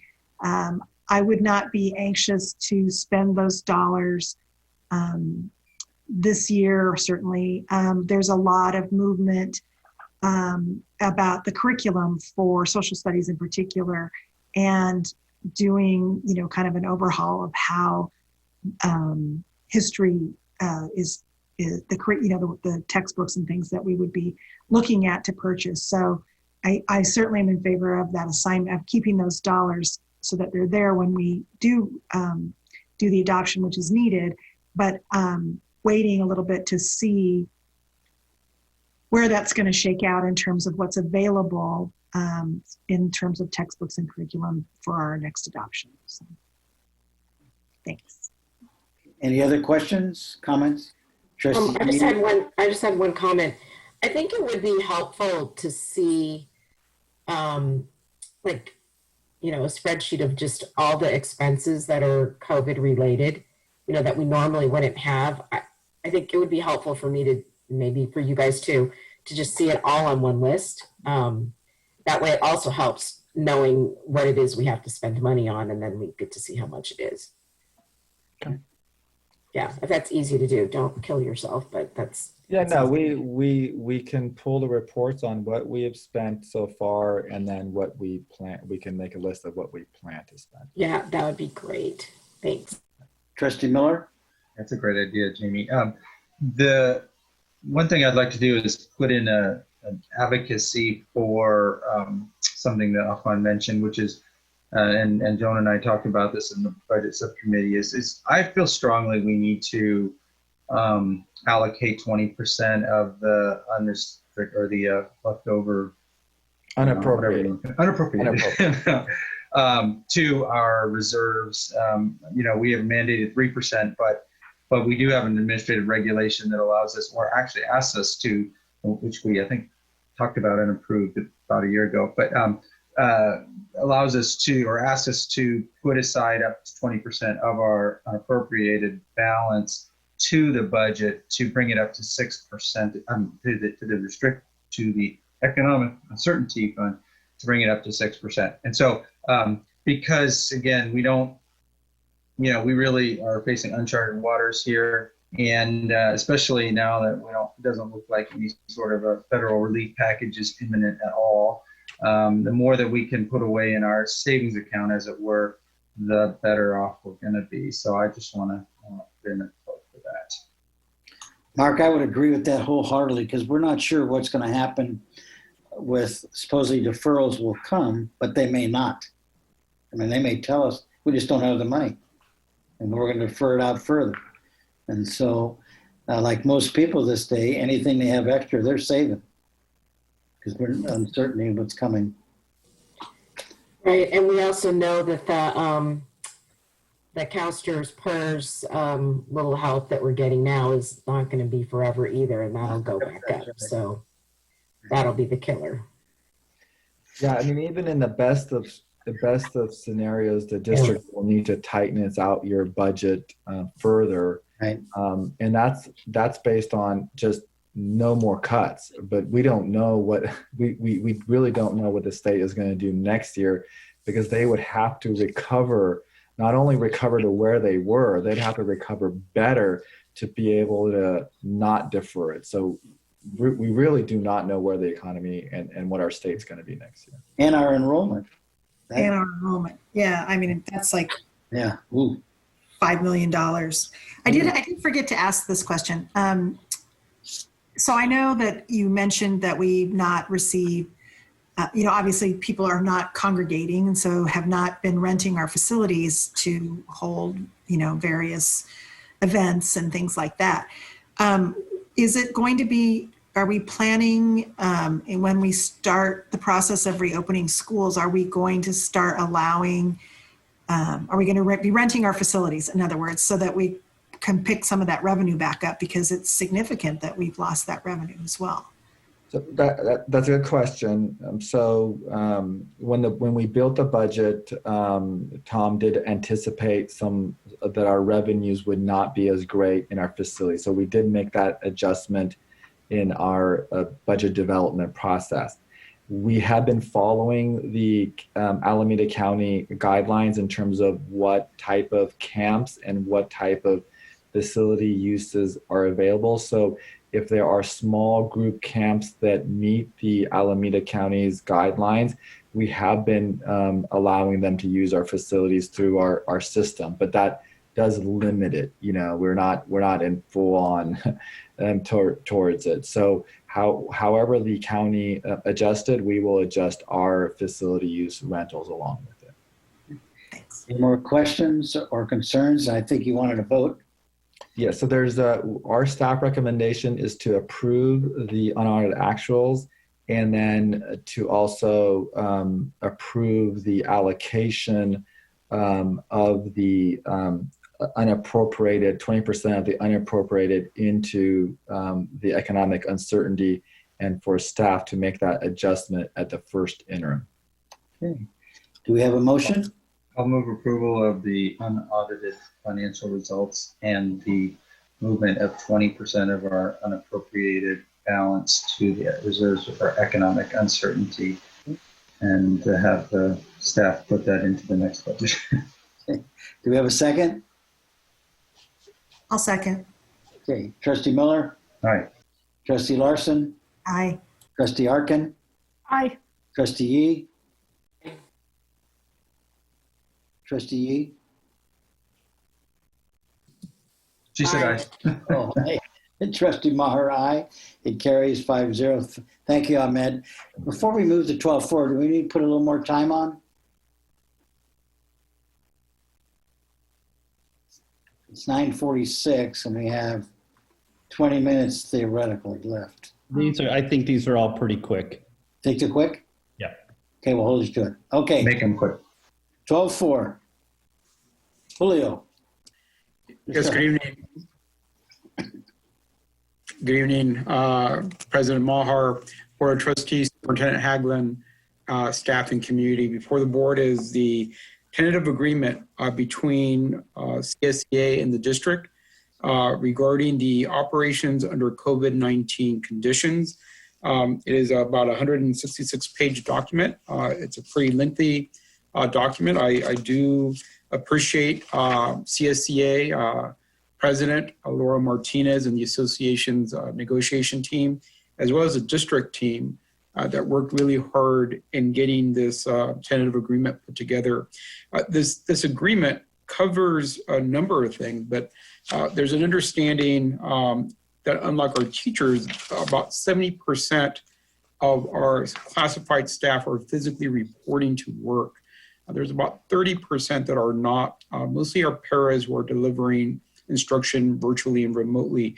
There's other classified staff as well that are being rotated in and due to the physical distancing requirements as well as the crowds.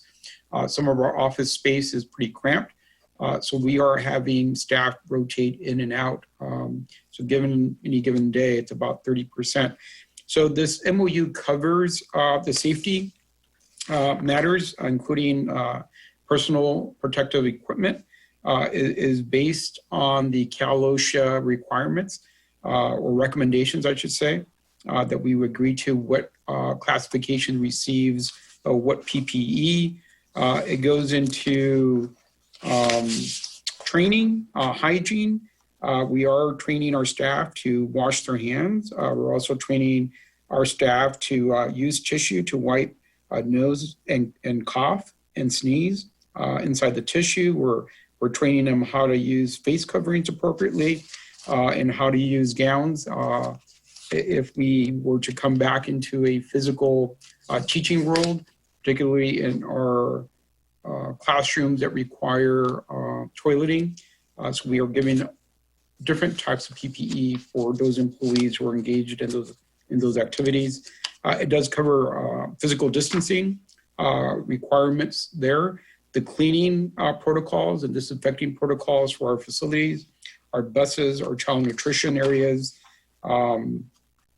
how students pick up lunch or meals, as well as childcare, as we are currently do have students in our Kids Club program, as well as in our childcare program, what the protocols are for that, reporting unsafe conditions and what the protocol is to involve our staff in.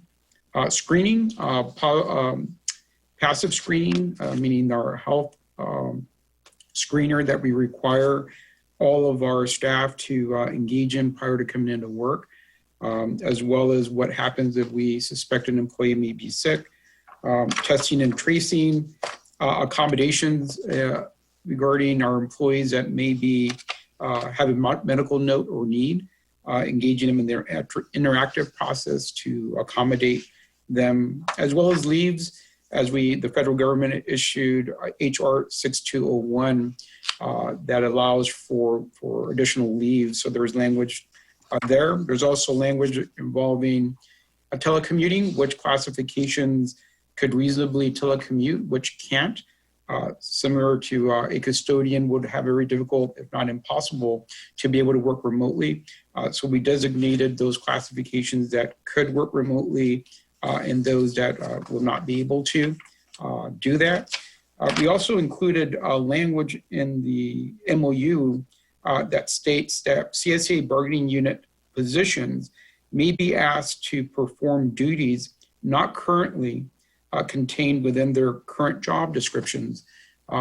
We are asking our classified employees to disinfect, to wipe down. These duties are in the job classification of custodian. We're not only asking them to do that, but other duties as well. So there are in the MOU classifications are being asked to do other duties that are not within their job description. There's language regarding compliance, regarding other agencies such as the County Department of Health, and all of those are attached to this MOU.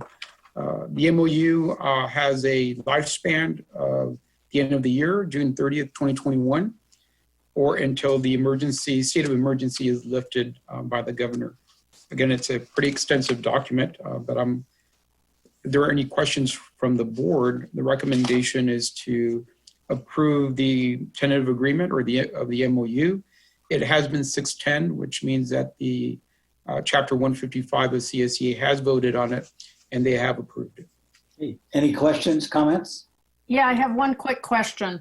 It's on page 3 of the presentation and it's number 17. I just want to clarify something. It says the district shall follow California Department of Education guidance for school reopening. Why is the Alameda County Department of Ed not included in that as well? I'm just curious. It might just have been an afterthought, Trustee Arkin. But we are in various parts of the MOU state that we'll be following the strictest guidance given from all sorts of agencies, which is why all the attachments are in the back. Okay. Okay. Any other questions, comments? Okay, seeking a motion. Do we have one? I'll go ahead and move approval of the MOU with CSEA. Second? I'll second. Okay. Trustee Miller? Aye. Larson? Aye. Trustee Arkin? Aye. Trustee Yee? Aye. And Trustee Meyer, aye. Motion carries. 12.5, Ahmed, report discussion and possible action to approve resolution number 220-221.05 for GAN appropriations limit for 2019-20 and 2020-21. Good evening, board, community, cabinet. Proposition 4 of 1979, known as the GAN limit, developed appropriation limits for all government entities, including school districts. This limit was established as a ceiling for government spending, and it is increased each year for inflation and population adjustment. The GAN limit calculation is a routine exercise. It does not affect district funding. Administration recommends that the board approve resolution number 2020-2021.05 for the GAN appropriations limit -20 and 2020-21 school year. Comments, questions? Okay, hearing none, is there a motion? I'll move approval of 12.5. Second? I'll second. Okay, Trustee Arkin? Aye. Trustee Yee? Aye. Trustee Larson? Aye. Trustee Miller? Aye. And Trustee Maher, aye. Motion carries. 12.6, report discussion and possible action to approve the agreement with Fagan, Freeman, and Fullfrost LLP for fiscal year 2020, 21. Okay, Ahmad. Yes, I'll take this one quickly. So in 1819, the district issued an RFP for legal services, and one of the firms selected was 3F. The district has been utilizing 3F for the last several years successfully for various areas, including special student services, special education, and human resources. And we looked at our services for the last 2 fiscal years. We also looked at our current needs based on both special education and our, where we are in negotiations. And so at this time, we're requesting an approval of the agreement for the 2021, and that would be capped at this time at $300,000. And if we were to go over that amount, we would bring that back to the board. Ahmed, have we utilized any of these funds as yet, or is this $300,000 moving forward?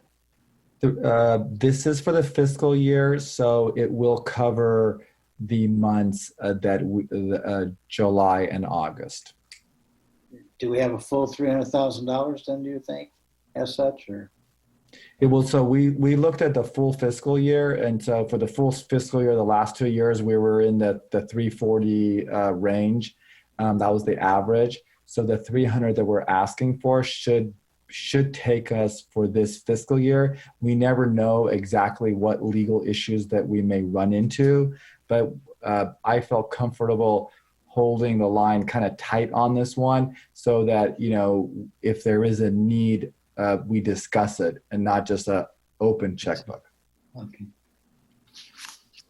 Any other questions or comments? I just had one question.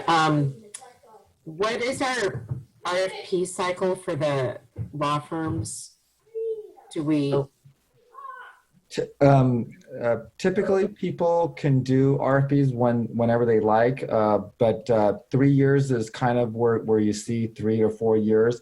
But however, we are going to initiate an RFP process this fiscal year, probably in the next few months, for new firms to be able to enter our pool. Okay, that's great. Thank you. Any other questions? I'll go ahead and move approval of 12.6. Second? I'll second. Trustee Larson? Aye. Trustee Miller? Trustee Miller? Aye. Trustee Yee? Aye. Trustee Harkin? Aye. And Trustee Maher, aye. Carries. Okay, board reports and requests. I have a request. I'll make it short and sweet. I'd like staff to report back to the board about the possibility of our school district using ranked choice voting for our school board elections